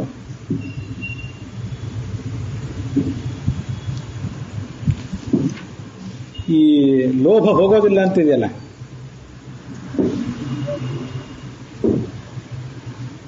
ದಿನಯಾಮಿನ್ಯವು ಸಾಯಂ ಪ್ರಾತಃ ಶಿಶಿರ ವಸಂತವು ಪುನರಾಯಾತಃ ಕಾಲ ಕ್ರೀಡತಿ ಗಚ್ಚತ್ಯಾಯು ತದಭಿಡ ಮುಚ್ಚಿತ್ಯಾಶಾವಾಯು ಅಂತ ಒಂದು ಸ್ತೋತ್ರ. ಹಗಲು ಕಳೀತು, ರಾತ್ರಿ ಕಳೆಯಿತು, ಶಿಶಿರ ಋತು, ವಸಂತ ಋತು, ಅಧಿಕ ಮಾಸ, ಅಧಿಕ ಜ್ಯೇಷ್ಠ, ನಿಜ ಜ್ಯೇಷ್ಠ ಎಲ್ಲ ಕಳೆದವು, ಮುಂದೆ ಹೋಯ್ತು, ಮತ್ತೆ ಹೊರಗು ಯಾವ ಮರಳಿ ಬರೋದಿಲ್ಲ. ಕಾಲ ಕ್ರೀಡತೆ, ಕಾಲ ಆಟವನ್ನು ಆಡ್ತಾನೆ ಇದೆ. ಗಚ್ಚತಿ ಆಯು, ಆಯುಷ್ಯ ಮುಂದುವರಿತಾ ಇದೆ. ಆದ್ರೆ ಆಸೆ ಗಾಳಿ ಮಾತ್ರ ಹೋಗಲಿಲ್ಲ ನಮಗೆ, ಆಸೆ ನಮ್ಮನ್ನು ಬಿಡಲಿಲ್ಲ. ಅಂಗಂ ಗಲಿತಂ, ನಮ್ಮ ಅಂಗಾಂಗಗಳೆಲ್ಲ ನಡುಗುತ್ತಾ ಇವೆ. ಫಲಿತಂ ಮುಂಡಂ, ತಲೆ ಕೂದಲು ಬೆಳ್ಳಗಾಗಿದೆ. ದಶನ ವಿಹೀನಂ, ತಿಂತಿನಿದು ಹಲ್ಲಿಲ್ಲ ಬಾಯಲ್ಲಿ. ದಶನ ವಿಹೀನಂ ಜಾತಂ ತುಂಡಂ ವೃದ್ಧೋ ಯಾತಿ ಗೃಹೀತ್ವ ದಂಡಂ. ವೃದ್ಧರು ವಾಕಿಂಗ್ ಸ್ಟಿಕ್ ಹಿಡ್ಕೊಂಡು ನಡ್ಕೊಂಡು ಹೊರಟಿದ್ದಾರೆ. ತದಪಿನ ಮುಂಚೆ ತ್ಯಾಶಾಪಿಂಡಂ, ಆಸೆ ಮಾತ್ರ ಹೋಗಲಿಲ್ಲ. ಬೇರೆ ಎಲ್ಲ ಹೋಗುವುದು, ಆಸೆ ಹೋಗೋದಿಲ್ಲ ಅಂತ ಶಾಸ್ತ್ರದಲ್ಲಿ ಅದನ್ನ ವರ್ಣಿಸ್ತಾರೆ. ಆಸೆ ಅಂತಂದ್ರೆ ಅಷ್ಟು ಪ್ರಬಲವಾದದ್ದು. ಮುಂದೆ ಅವನು ಕೇಳಿದ, ಈ ಮೋಹ ಅಂದ್ರೆ ಏನು, ಮತ್ತೆ ಮಾನ ಅಂದ್ರೆ ಏನು, ಆಲಸ್ಯ ಅಂದ್ರೆ ಏನು, ಇದನ್ನೆಲ್ಲ ಸ್ವಲ್ಪ ಹೇಳು. ಮೋಹ ಅಂದ್ರೆ ಈ ನಮ್ಮ ಬಂಧು ಬಾಂಧವ್ರ ಬಗ್ಗೆ ಮೋಹ, ಮಕ್ಕಳ ಬಗ್ಗೆ ಮೋಹ ಅಂತೆಲ್ಲ ಹೇಳ್ತಿರ್ತೀವಲ್ಲ, ಅದಷ್ಟೇ ಅಲ್ಲ. ಮೋಹೋ ಹಿ ಧರ್ಮ ಮೂಢತ್ವಂ, ಏನು ಧರ್ಮ ಏನು ಅಧರ್ಮ ಅಂತ ತಿಳ್ಕೊಳ್ಳಿಕ್ಕೆ ನಮಗೆ ತೊಂದರೆ ಆಗ್ತದಲ್ಲ, ಅದೇ ದೊಡ್ಡ ಮೋಹ. ಅದಕ್ಕಿಂತ ದೊಡ್ಡ ಮೋಹ ಇನ್ನೇನಿದೆ? ನಮ್ದು ಮೋಹ ಎಂಥದ್ದು ಅಂತಂದ್ರೆ, ನಮಗೆ ಓದಬೇಕಾದ್ನೆಲ್ಲ ನಾವು ಓದಲಿಲ್ಲ. ಧರ್ಮವನ್ನು ತಿಳ್ಕೊಳ್ಬೇಕಾದ್ರೆ ಮನುಷ್ಯ ಶ್ರವಣ ಮಾಡಬೇಕಲ್ಲ, ಅಧ್ಯಯನ ಮಾಡಬೇಕಲ್ಲ. ನಾನು ಅನೇಕ ಬಾರಿ ಅನ್ಕೊಳ್ಳೋದಿದೆ, ನಾವು ಓದಬೇಕಾದ್ನೆಲ್ಲ ಓದಲಿಲ್ಲ, ಶ್ರವಣ ಮಾಡಬೇಕಾದ್ನೆಲ್ಲ ಶ್ರವಣ ಮಾಡಲಿಲ್ಲ, ಮಾಡಿದ್ದೆಲ್ಲ ನೆನಪಿಲ್ಲ. ಅದಕ್ಕಿಂತ ಮೊದಲು ಶ್ರವಣ ಮಾಡಿದ್ದೆಲ್ಲ ಓದಿದ್ದೆಲ್ಲ ನಮ್ಗೆ ಅರ್ಥ ಆಗಲಿಲ್ಲ, ಅರ್ಥ ಆಗಿದ್ದೆಲ್ಲ ನೆನಪಿಲ್ಲ, ನೆನಪಿದ್ದದ್ದು ಆ ಕಾರ್ಯ ಆ ಸಂದರ್ಭದಲ್ಲಿ ಅಪ್ಲೈಡ್ ಆಗೋದಿಲ್ಲ. ದೊಡ್ಡ ಸಮಸ್ಯೆ ಮನುಷ್ಯಂದು. ಆದ್ರಿಂದ ಅವನು ಬಿಡುವಂತಾನೇ ಇಲ್ಲ, ಶ್ರವಣ ಮಾಡ್ತಾನೆ ಇರಬೇಕು, ಕೇಳ್ತಾನೆ ಇರಬೇಕು. ಅದನ್ನು ಕೇಳ್ತಾನೆ ಇದ್ರೆ ಅನೇಕ ಬಾರಿ ಕೇಳಿದಾಗ, ಸಾವಿರಾರು ಬಾರಿ ಮನುಷ್ಯ ಕೇಳಿ ಕೇಳಿ ಕೇಳಿ ಅವನಲ್ಲಿ ಒಂದು ಸತ್ಸಂಸ್ಕಾರ ಸೃಷ್ಟವಾದ್ರೆ, ಆ ಸತ್ಸಂಸ್ಕಾರದ ಪರಿಣಾಮದಿಂದಾಗಿ ಅವನಿಗೆ ಅಧರ್ಮ ಮಾಡುವಂತಹ ಪ್ರವೃತ್ತಿ ಕಡಿಮೆ ಆಗ್ತದೆ. ಮಾನ ಅಂದ್ರೆ ಆತ್ಮಾಭಿಮಾನ, ದುರಭಿಮಾನ. ಕಳೆದ ದಿವಸ ಕೂಡ ದುರಭಿಮಾನದ ಬಗ್ಗೆ ನೋಡಿದ್ದೇವೆ, ಈಗ ಹೆಚ್ಚು ಹೇಳೋದು ಬೇಡ. ಆಲಸ್ಯ ಅಂದ್ರೆ ಏನು? ಆಲಸ್ಯ ಅಂದ್ರೆ ಯಾವುದೋ ಕೆಲಸ ಮಾಡ್ಲಿಕ್ಕೆ, ಮನೆ ಕೆಲಸ, ಕಚೇರಿ ಕೆಲಸ ಮಾಡ್ಲಿಕ್ಕೆ ಆಲಸ್ಯ, ಅದು ದೊಡ್ಡದಲ್ಲ. ಧರ್ಮ ನಿಷ್ಕ್ರಿಯತಾ ಆಲಸ್ಯಂ. ಧರ್ಮ ಮಾಡಲಿಕ್ಕೆ ಆಲಸ್ಯ ಮನುಷ್ಯನಿಗೆ ಅದು ದೊಡ್ಡ ಕಷ್ಟ ಕೆಲಸ. ಬೆಳಿಗ್ಗೆ ಏಳ್ಲಿಕ್ಕೆ ಮನಸ್ಸಾಗೋದಿಲ್ಲ. ಒಂದು ಆಸನದಲ್ಲಿ ಸ್ಥಿರವಾಗಿ ಕೂತ್ಕೊಂಡು ಕೆಲವು ಕಾಲ ಸಂಧ್ಯಾವಂದನೆ ಜಪ ಇತ್ಯಾದಿಗಳನ್ನು ಮಾಡ್ಲಿಕ್ಕೆ ಆಗೋದಿಲ್ಲ.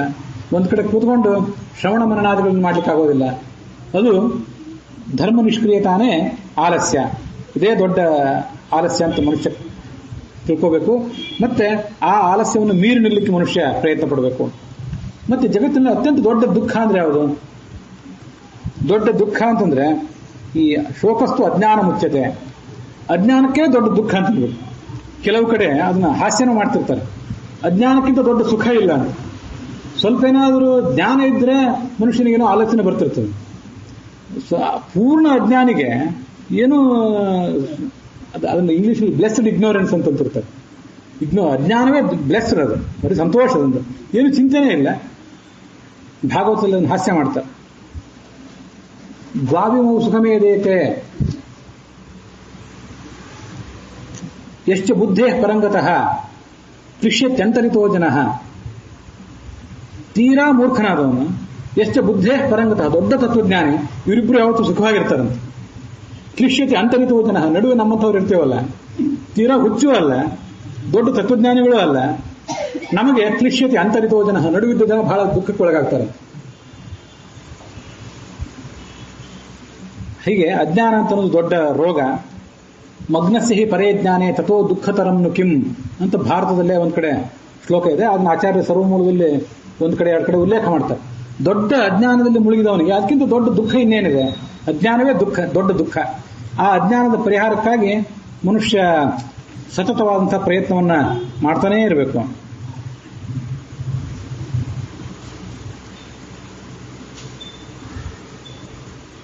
ಸ್ನಾನ ಅಂದ್ರೆ ಏನು, ದಾನ ಅಂದ್ರೆ ಏನು ಅದನ್ನ ಹೇಳು. ಅಲ್ಲಿ ಧರ್ಮ ಅಂದ್ರೆ ಏನು ಅದನ್ನೆಲ್ಲ ಅವ್ನು ಕೇಳಿದಾನೆ. ಸ್ಥೈರ್ಯ ಅಂದ್ರೆ ಏನು, ಸ್ಟೆಬಿಲಿಟಿ ಅಂದ್ರೆ ಏನು ಅಂತ ಕೇಳ್ತಾನೆ. ನಮ್ಮ ಧರ್ಮದಲ್ಲಿ ನಾವು ಸ್ಥಿರವಾಗಿರೋದೇ ಸ್ಟೆಬಿಲಿಟಿ ಅಂತಿದೆ.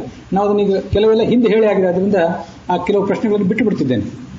ಸ್ನಾನ ಅಂದ್ರೆ ಏನು ಅದನ್ನು ಹೇಳು, ಮುಖ್ಯವಾದ ಸ್ನಾನ ಅದು ಹೇಳು ಅಂತಂದ್ರೆ. ಸ್ನಾನಂ ಮನೋಮಲ ತ್ಯಾಗ, ಒಳಗಿನ ಮನಸ್ಸನ್ನ ತೊಳ್ಕೊಳ್ಳೋದೇನಿದೆ ಅದು ದೊಡ್ಡ ಸ್ನಾನ. ಸರ್ವೇಷಾಮೇವ ಶೌಚಾನಾಂ ಅರ್ಥ ಶೌಚೋ ವಿಷಿಜ್ಯತೆ ನಮೃದ್ವಾರಿ ಶುಚಿ. ಮೃತ್ ಅಂದ್ರೆ ಮಣ್ಣು, ವಾರಿ ಅಂದ್ರೆ ನೀರು, ಅದ್ರ ಜೊತೆ ಇನ್ನೊಂದು ತಗೋಣ ಗೋಮಯ. ಈ ಮೂರನ್ನು ಮೈಗೆ ಅನೇಕ ಬಾರಿ ಮಣ್ಣು ಹಚ್ಕೊಂಡು ಗೋಮಯ ಹಚ್ಕೊಂಡು ಸ್ನಾನ ಮಾಡೋದೇನಿದೆ ಇದೆಲ್ಲ ಸ್ನಾನ ಅಲ್ಲ, ಬಹಳ ಮುಖ್ಯವಾದ ಸ್ನಾನ ಅಲ್ಲ ಇದು. ಇದನ್ನು ಮಾಡಬಾರ್ದು ಅಂತಲ್ಲ, ನಮ್ಮ ಮನಸ್ಸು ಶುದ್ಧವಾಗಿದೆ ಅಂತ ಹೇಳಿ ಹೊರಗೆ ನಾವು ಏನು ಸ್ನಾನ ಮಾಡೋದಕ್ಕೆ ಕೂತ್ರೆ ನಮ್ಮ ಮೈ ದುರ್ಗಂಧ ನಮಗೆ ತಡಿಲಿಕ್ಕಾಗೋದಿಲ್ಲ. ಅದು ಬೇಕು ಬೇಡ ಅಂತಲ್ಲ, ಆದ್ರೆ ಮುಖ್ಯವಾದ ಸ್ನಾನ ಅಂತಂದ್ರೆ ಒಳಗಿನ ಸ್ನಾನ, ಮನೋಮಲ, ಅದನ್ನ ಪರಿತ್ಯಾಗ ಮಾಡೋದೇನಿದೆ ಅದೇ ದೊಡ್ಡ ಸ್ನಾನ. ಅದು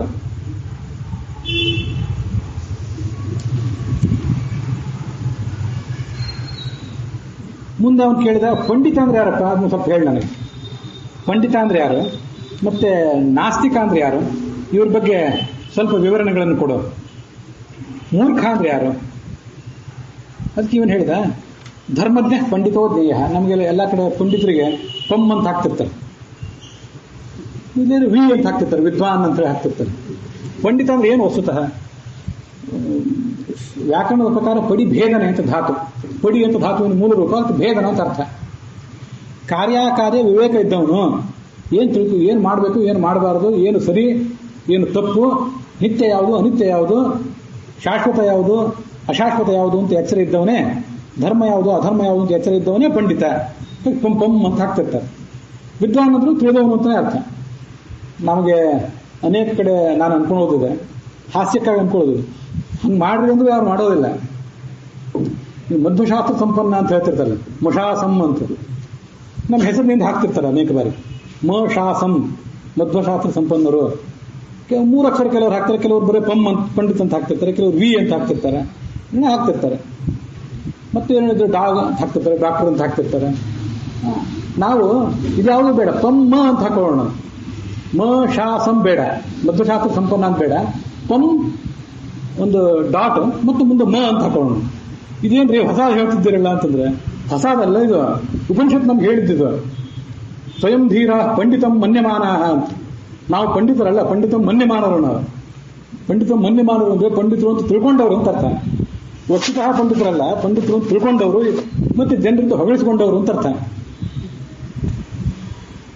ಅವಿದ್ಯಾಯಾಮ್ ಅಂತರೇ ವರ್ತಮಾನಾಃ ಸ್ವಯಂ ಧೀರಾಃ ಪಂಡಿತಂ ಮನ್ಯಮಾನಾಃ ದಂದ್ರಮ್ಯಮಾಣಾಃ ಪ್ರಿಯಂತಿ ಮೂಢಾಃ ಅಂಧೇನೈವ ನೀಯಮಾನಾ ಯಥಾಂಧಾಃ ಅಂತ ಕಾಠಕೋಪನಿಷತ್ತು ಪಂಡಿತರನ್ನು ಹಾಸ್ಯ ಮಾಡಿದ್ರು. ನೀವು ಪಂಡಿತರಲ್ಲ, ಪಂಡಿತ ಮನ್ಯಮಾನರು, ನೀವು ತಿಳ್ಕೊಂಡಿದ್ದೀರಿ. ನೀವು ಅದನ್ನ ಕನ್ನಡದಲ್ಲಿ ಮತ್ತು ಇಂಗ್ಲಿಷ್ನಲ್ಲಿ ಸರಿಯಾಗಿ ಅನುವಾದ ಮಾಡೋದು ಅಂದ್ರೆ ಸ್ವಯಂ ಘೋಷಿತ ಪಂಡಿತರು ಅಂತ. ಇಂಗ್ಲಿಷ್ನಲ್ಲಿ ಸೆಲ್ಫ್ ಸ್ಟೈಲ್ಡ್ ಸ್ಕಾಲರ್ಸ್, ಕೆಲವು ಸರಿ ಸ್ವಯಂ ಘೋಷಿತ ಕಮಾಂಡರ್ಗಳು, ಅದ್ಯಾವುದೋ ಲಷ್ಕರ್ ಸ್ವೈಬ, ಅದು ಕೆಲವು ಸ್ವಯಂ ಘೋಷಿತ ಕಮಾಂಡರ್ಗಳು. ಅವ್ರ ಕಮಾಂಡರ್ ಅಂತ ಯಾರು ಅವ್ರಿಗೊಂದು ಪದವಿ ಕೊಟ್ಟಿರೋದಿಲ್ಲ, ತಮ್ಮನ್ನು ತಾವೇ ಕಮಾಂಡರ್ಗಳು ಅಂತ ಹೇಳ್ಕೊತಿರ್ತಾರೆ. ಹಾಗೆ ತಮ್ಮನ್ನು ತಾವೇ ಪಂಡಿತರು ಅಂತ ಹೇಳ್ಕೊಂಡವರು ಅಂತ. ಅವಿದ್ಯಾಯಾಮ್ ಅಂತರೇ ವರ್ತಮಾನಾಃ, ಅವಿದ್ಯೆಯ ಅಜ್ಞಾನದ ನಡುವೆ, ನಟ್ಟ ನಡುವೆ, ದೊಡ್ಡ ಸಮುದ್ರದ ನಟ್ಟ ನಡುವೆ ಸಿಕ್ಕಿ ಬಿದ್ದಿದ್ರು. ಎಷ್ಟು ಕಟ್ಟ, ತುದಿಯಲ್ಲೆಲ್ಲೋ ಇದು ಬೇಗ ಈಜಿ ಪಾರಾಗಿ ಬರ್ಬೋದು. ನಟ್ಟ ನಡುವೆ ಸಿಕ್ಕಿ ಬಿದ್ದವರು. ಅವಿದ್ಯಾಯಾಮ್ ಅಂತರೇ ವರ್ತಮಾನಾಃ ಸ್ವಯಂ ಧೀರಾಃ, ನಾವೇ ದೊಡ್ಡವರು ಅಂತ ತಿಳ್ಕೊಂಡವರು. ಪಂಡಿತಂ ಮನ್ಯಮಾನಾಃ ದಂದ್ರಮ್ಯಮಾನಾಃ, ಇವ್ರ ಜೀವಮಾನ ಹೇಗಿದೆ ಅಂದ್ರೆ, ನೀವು ಅವರನ್ನು ಮನುಷ್ಯರು ಅಂತ ತಿಳ್ಕೊಂಡಿದ್ದೀರಿ, ವಸ್ತುತಃ ಅವರು ದಂದ್ರಮ್ಯಮಾನಾಃ ಅಂದ್ರೆ ದ್ರುಮವದಾಚರಂತಹ.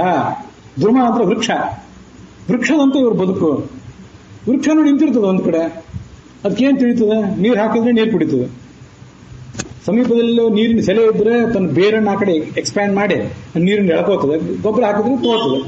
ಒಂದು ಎಲ್ಲೂ ನೀರು ಇಲ್ಲದೆ ಹೋದ್ರೆ, ಸಮೀಪದಲ್ಲಿ ನೀರಿನ ಸೆಲೆ ಇಲ್ಲದೆ ಹೋದ್ರೆ, ಯಾರು ತುಂಬ ನೀರು ಹಾಕದೆ ಹೋದ್ರೆ ಒಣಗಿ ಸಾಯ್ತದೆ.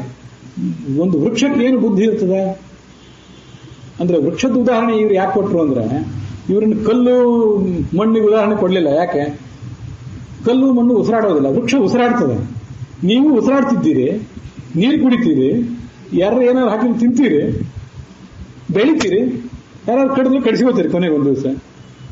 ಅದಕ್ಕಾಗಿ ನೀವು ದಂದ್ರಮ್ಯಮಾನಾಃ, ಗಿಡ ಮರದಂತೆ ಬದುಕುವವರು. ನಿಮ್ಮ ಜೀವಮಾನ ಎಲ್ಲಿಗೆ ಬಂತು ನೋಡ್ಕೊಳ್ರಿ. ಅಂಧೇನೈವ ನಿಯಮಾನ ಯಥಾಂಧ. ಕೊನೆಯ ಭಾರಿ ವಿಶೇಷ. ಒಂದ್ ಕಡೆ ಒಂದು ದೊಡ್ಡ ಕುರುಡರ ಗುಂಪು, ಅವರಿಗೆ ಒಂದು ಎಲ್ಲೋ ಯಾತ್ರಾ ಮಾಡಬೇಕಾಗಿದೆ. ಅವರಿಗೆ ನಾಯಕ ಯಾರು?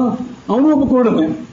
ಅಂಧೇನೈವ ನಿಯಮಾನ ಯಥಾಂಧ. ಹೋಗ್ಬೇಕು ಎಲ್ಲಿಗೆ ಅವರು ಬಂದ್ರೆ, ನಾನು ಕರ್ಕೊಂಡು ಹೋಗ್ತೀನಿ, ಕರ್ಕೊಂಡು ಹೊರಟಿದ್ದಾರೆ. ಹೋಗೋರು ಅವನು ಬೆನ್ನ ಹತ್ತಿ ಹೊರಟಿದ್ದಾರೆ. ಇದು ಪಂಡಿತರು ಅಂತ ಕರೆಸ್ಕೊಂಡವರು ಯಾರಿರ್ತಾರಲ್ಲ, ಪಂಡಿತ ಮನ್ಯಮಾನರು, ಅವ್ರ ದುಸ್ಥಿತಿ. ಅದರಿಂದ ನಾವೆಲ್ಲ ಪಮ್ಮಲ್ಲ, ಪಮ್ಮಗಳು ನಾವು, ಪಂಡಿತ ಮನ್ಯಮಾನರು ಅಂತ ಸಂಕ್ಷಿಪ್ತವಾಗಿ ಹೇಳಬೇಕು ಅಂತಂದ್ರೆ. ಹಾಗಾಗಿ ಯಾರು ಪಂಡಿತ ಅಂತಂದ್ರೆ, ಯಾರು ಈ ಧರ್ಮಜ್ಞ ಪಂಡಿತ, ಧರ್ಮವನ್ನು ಯಾರು ತಿಳ್ಕೊಂಡಿರ್ತಾನಲ್ಲ ಅವನನ್ನೇ ಪಂಡಿತ ಅಂತ ಅನ್ಬೇಕು. ನಾಸ್ತಿಕೋ ಮೂರ್ಖ ಉಚ್ಯತೆ. ಮೂರ್ಖ ಅಂತ ಯಾರನ್ನ ಅನ್ಬೇಕಂದ್ರೆ ನಾಸ್ತಿಕರನ್ನ. ನಾಸ್ತಿಕರಿಗೆ ನೋಡಿ ಎಷ್ಟು ಅದ್ಭುತವಾದ ಶಬ್ದ ಅಂತಂದ್ರೆ, ನಾಸ್ತಿಕ ನಾವು ದೇವ್ರನ್ನ ನಂಬೋದಿಲ್ಲ ಅಂತ, ಸ್ವರ್ಗ ನರಕ ನಾವು ನಂಬೋದಿಲ್ಲ, ರಾಮಾಯಣ ನಂಬೋಲ್ಲ, ಮಹಾಭಾರತ ನಂಬೋಲ್ಲ. ಯಾಕೆ ನಂಬೋಲ್ಲ ಅಂತಂದ್ರೆ ನಾವೊಂದು ಓದಿಲ್ಲ, ಇಷ್ಟೇ ಉತ್ತರ. ಮಹಾಭಾರತದ ಲಕ್ಷ ಶ್ಲೋಕಗಳನ್ನೆಲ್ಲ ಓದಿ, ಋಗ್ವೇದ ಸಾಮ ಮೊದಲಾದ ವೇದಗಳನ್ನೆಲ್ಲ ಓದಿ, ಏನಾದರೂ ಸಾಧನೆ ಮಾಡಿ ಮುಂದೆ ಇಷ್ಟು ಮಾಡಿದ್ರೂ ಕೂಡ ನನಗೆ ದೇವ್ರು ಕಾಣ್ತಿಲ್ಲ ಅಂತ ಯಾರು ಹೇಳಿದ್ರೆ ಅದನ್ನು ಪೂರ್ಣ ನಂಬಲಿಕ್ಕೆ ಬರೋದಿಲ್ಲ. ಇನ್ನೂ ಮಾಡಬೇಕು ಅಂತ ಉತ್ತರ ಕೊಡಬೇಕು. ಇದು ಏನೂ ಇಲ್ಲ, ಏನೂ ಪ್ರಯತ್ನ ಮಾಡಿದ್ರೆ ಸುಮ್ಮನೆ ಉಡಾಫೆಯಿಂದ ದೇವರಿಲ್ಲ ಹಾಗಿಲ್ಲ ಅಂತ ಮಾತಾಡುವವನು ಮೂರ್ಖ, ನಾಸ್ತಿಕನೇ ಮೂರ್ಖ. ನಿಮಗೆ ಈ ಕೆಲವು ಬಾರಿ ನಾಸ್ತಿಕರು ಬುದ್ಧಿಜೀವಿಗಳು ಅಂತ ಕರ್ಸ್ಕೊಳ್ಳೋರು ಇರ್ತಾರೆ, ನಾವು ದೇವರು ನಂಬೋದಿಲ್ಲ ಅಂತ ಹೇಳ್ತಿರ್ತಾರೆ. ಇನ್ನೂ ಕೆಲವರು ಅದರಲ್ಲೇ ಇರ್ತಾರೆ, ಸ್ವಲ್ಪ ವಿವೇಕಿಗಳು ಇರ್ತಾರೆ.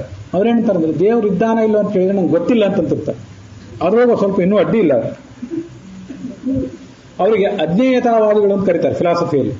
ಅಜ್ಞೇಯತಾವಾದಿಗಳು, ಗೊತ್ತಿಲ್ಲ ಅಂತನೋರು. ಇಂಗ್ಲಿಷ್ನಲ್ಲಿ ಅದನ್ನು ಇಗ್ನೋರಿಸ್ಟಿಕ್ಸ್ ಅಂತಾರೆ ಅಷ್ಟೇ.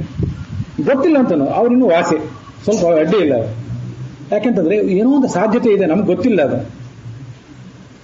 ನಮ್ಮ ಕರ್ನಾಟಕದಲ್ಲೇ ಅನೇಕ ಜನ ನಾಸ್ತಿಕರು, ದೊಡ್ಡ ದೊಡ್ಡ ಸಾಹಿತಿಗಳನ್ನೆಲ್ಲ ನೀವು ಕೇಳಿರ್ತಾರೆ. ಒಬ್ಬರು ಮಾತ್ರ ಎಚ್ ನರಸಿಂಹಯ್ಯ ಅಂತ ಬೆಂಗಳೂರಿನ ಯೂನಿವರ್ಸಿಟಿ ವೈಸ್ ಚಾನ್ಸಲರ್ ಆಗಿದ್ರು. ನಾಸ್ತಿಕನೇ ಅವರು, ಗಾಂಧಿವಾದಿ. ಆದ್ರೆ ಅವರನ್ನು ಮಾತ್ರ ಯಾವತ್ತೂ ಹೇಳ್ತದೆ, ದೇವರಿದ್ದಾನಂತ ಕೇಳಿದ್ರೆ ನಾನು ಇಲ್ಲ ಅಂತ ಹೇಳೋದಿಲ್ಲ, ಯಾಕಂದ್ರೆ ನನಗೆ ಗೊತ್ತಿಲ್ಲ. ದೊಡ್ಡ ಪ್ರಮಾಣದ ಸಾಧನೆ, ತಪಸ್ಸು ಏನಾದರೂ ಮಾಡಿದಾಗ ಅದ್ರ ಬಗ್ಗೆ ಒಂದು ಉತ್ತರ ತಿಳಿಬಹುದು ಅಂತಂತಿದ್ರು ಅವರು. ಗಾಂಧಿವಾದಿ, ಖಾದಿಧಾರಿ, ನಾಸ್ತಿಕ. ಅತ್ಯಂತ ಸರಳವಾಗಿ ಬ್ರಹ್ಮಚರ್ಯದ ಬದುಕನ್ನು ಬದುಕಿದ್ರು ಕೊನೆ ತನಕ. ಬ್ರಾಹ್ಮಣ ಅಲ್ಲ, ಶುದ್ಧವಾದ ಗಾಂಧಿವಾದಿ, ಖಾದಿಧಾರಿ, ಸರಳವಾದ ಜೀವನ, ಸರಳವಾದ ಆಹಾರ ವಿಹಾರ, ದೊಡ್ಡ ವಿಜ್ಞಾನವನ್ನು ಓದಿದಂಥವ್ರು. ಅಂದ್ರೆ ಇದೊಂದು ಉದಾಹರಣೆ ಯಾಕೆ ಹೇಳಿದೆ ಅಂತಂದ್ರೆ, ಇಂಥವ್ರು ಇರ್ತಾರೆ. ಯಾರು ನಾಸ್ತಿಕರಾಗಿದ್ದಾರೆ ಅವ್ರ ಹೆಸರನ್ನ ಹೇಳೋದಿಲ್ಲ, ಅವ್ರು ಹೇಳಲಿಕ್ಕೆ ಲಾಭ ಇಲ್ಲ. ಗೊತ್ತಿಲ್ಲ ನನಗೆ, ಬಹಳಷ್ಟು ವಿಚಾರ ಮಾಡಿದ್ರೆ ತಪಸ್ಸು ಮಾಡಿದ್ರೆ ಏನಾದ್ರು ತಿಳಿಯಬಹುದು ಅಂತ ಹೇಳುವ ವ್ಯಕ್ತಿ ಇದ್ದಾನೆ, ಇರ್ತಾರೆ ಅಲ್ಲೆಲ್ಲೆಲ್ಲೆಲ್ಲ ಅಂದಕ್ಕಾಗಿ ಆ ಹೆಸರು ಮಾತ್ರ ಹೇಳಿದೆ. ಸ್ವಯಂ ಖಡಾಖಂಡಿತವಾಗಿ ದೇವರನ್ನು ನಂಬೋದಿಲ್ಲ ಅಂತ ಹೇಳುವವ್ರ ಹೆಸರುಗಳನ್ನು ಹೇಳುವ ಅಗತ್ಯ ಇಲ್ಲ. ನಾಸ್ತಿಕೋ ಮೂರ್ಖ ಉಚ್ಯತೆ.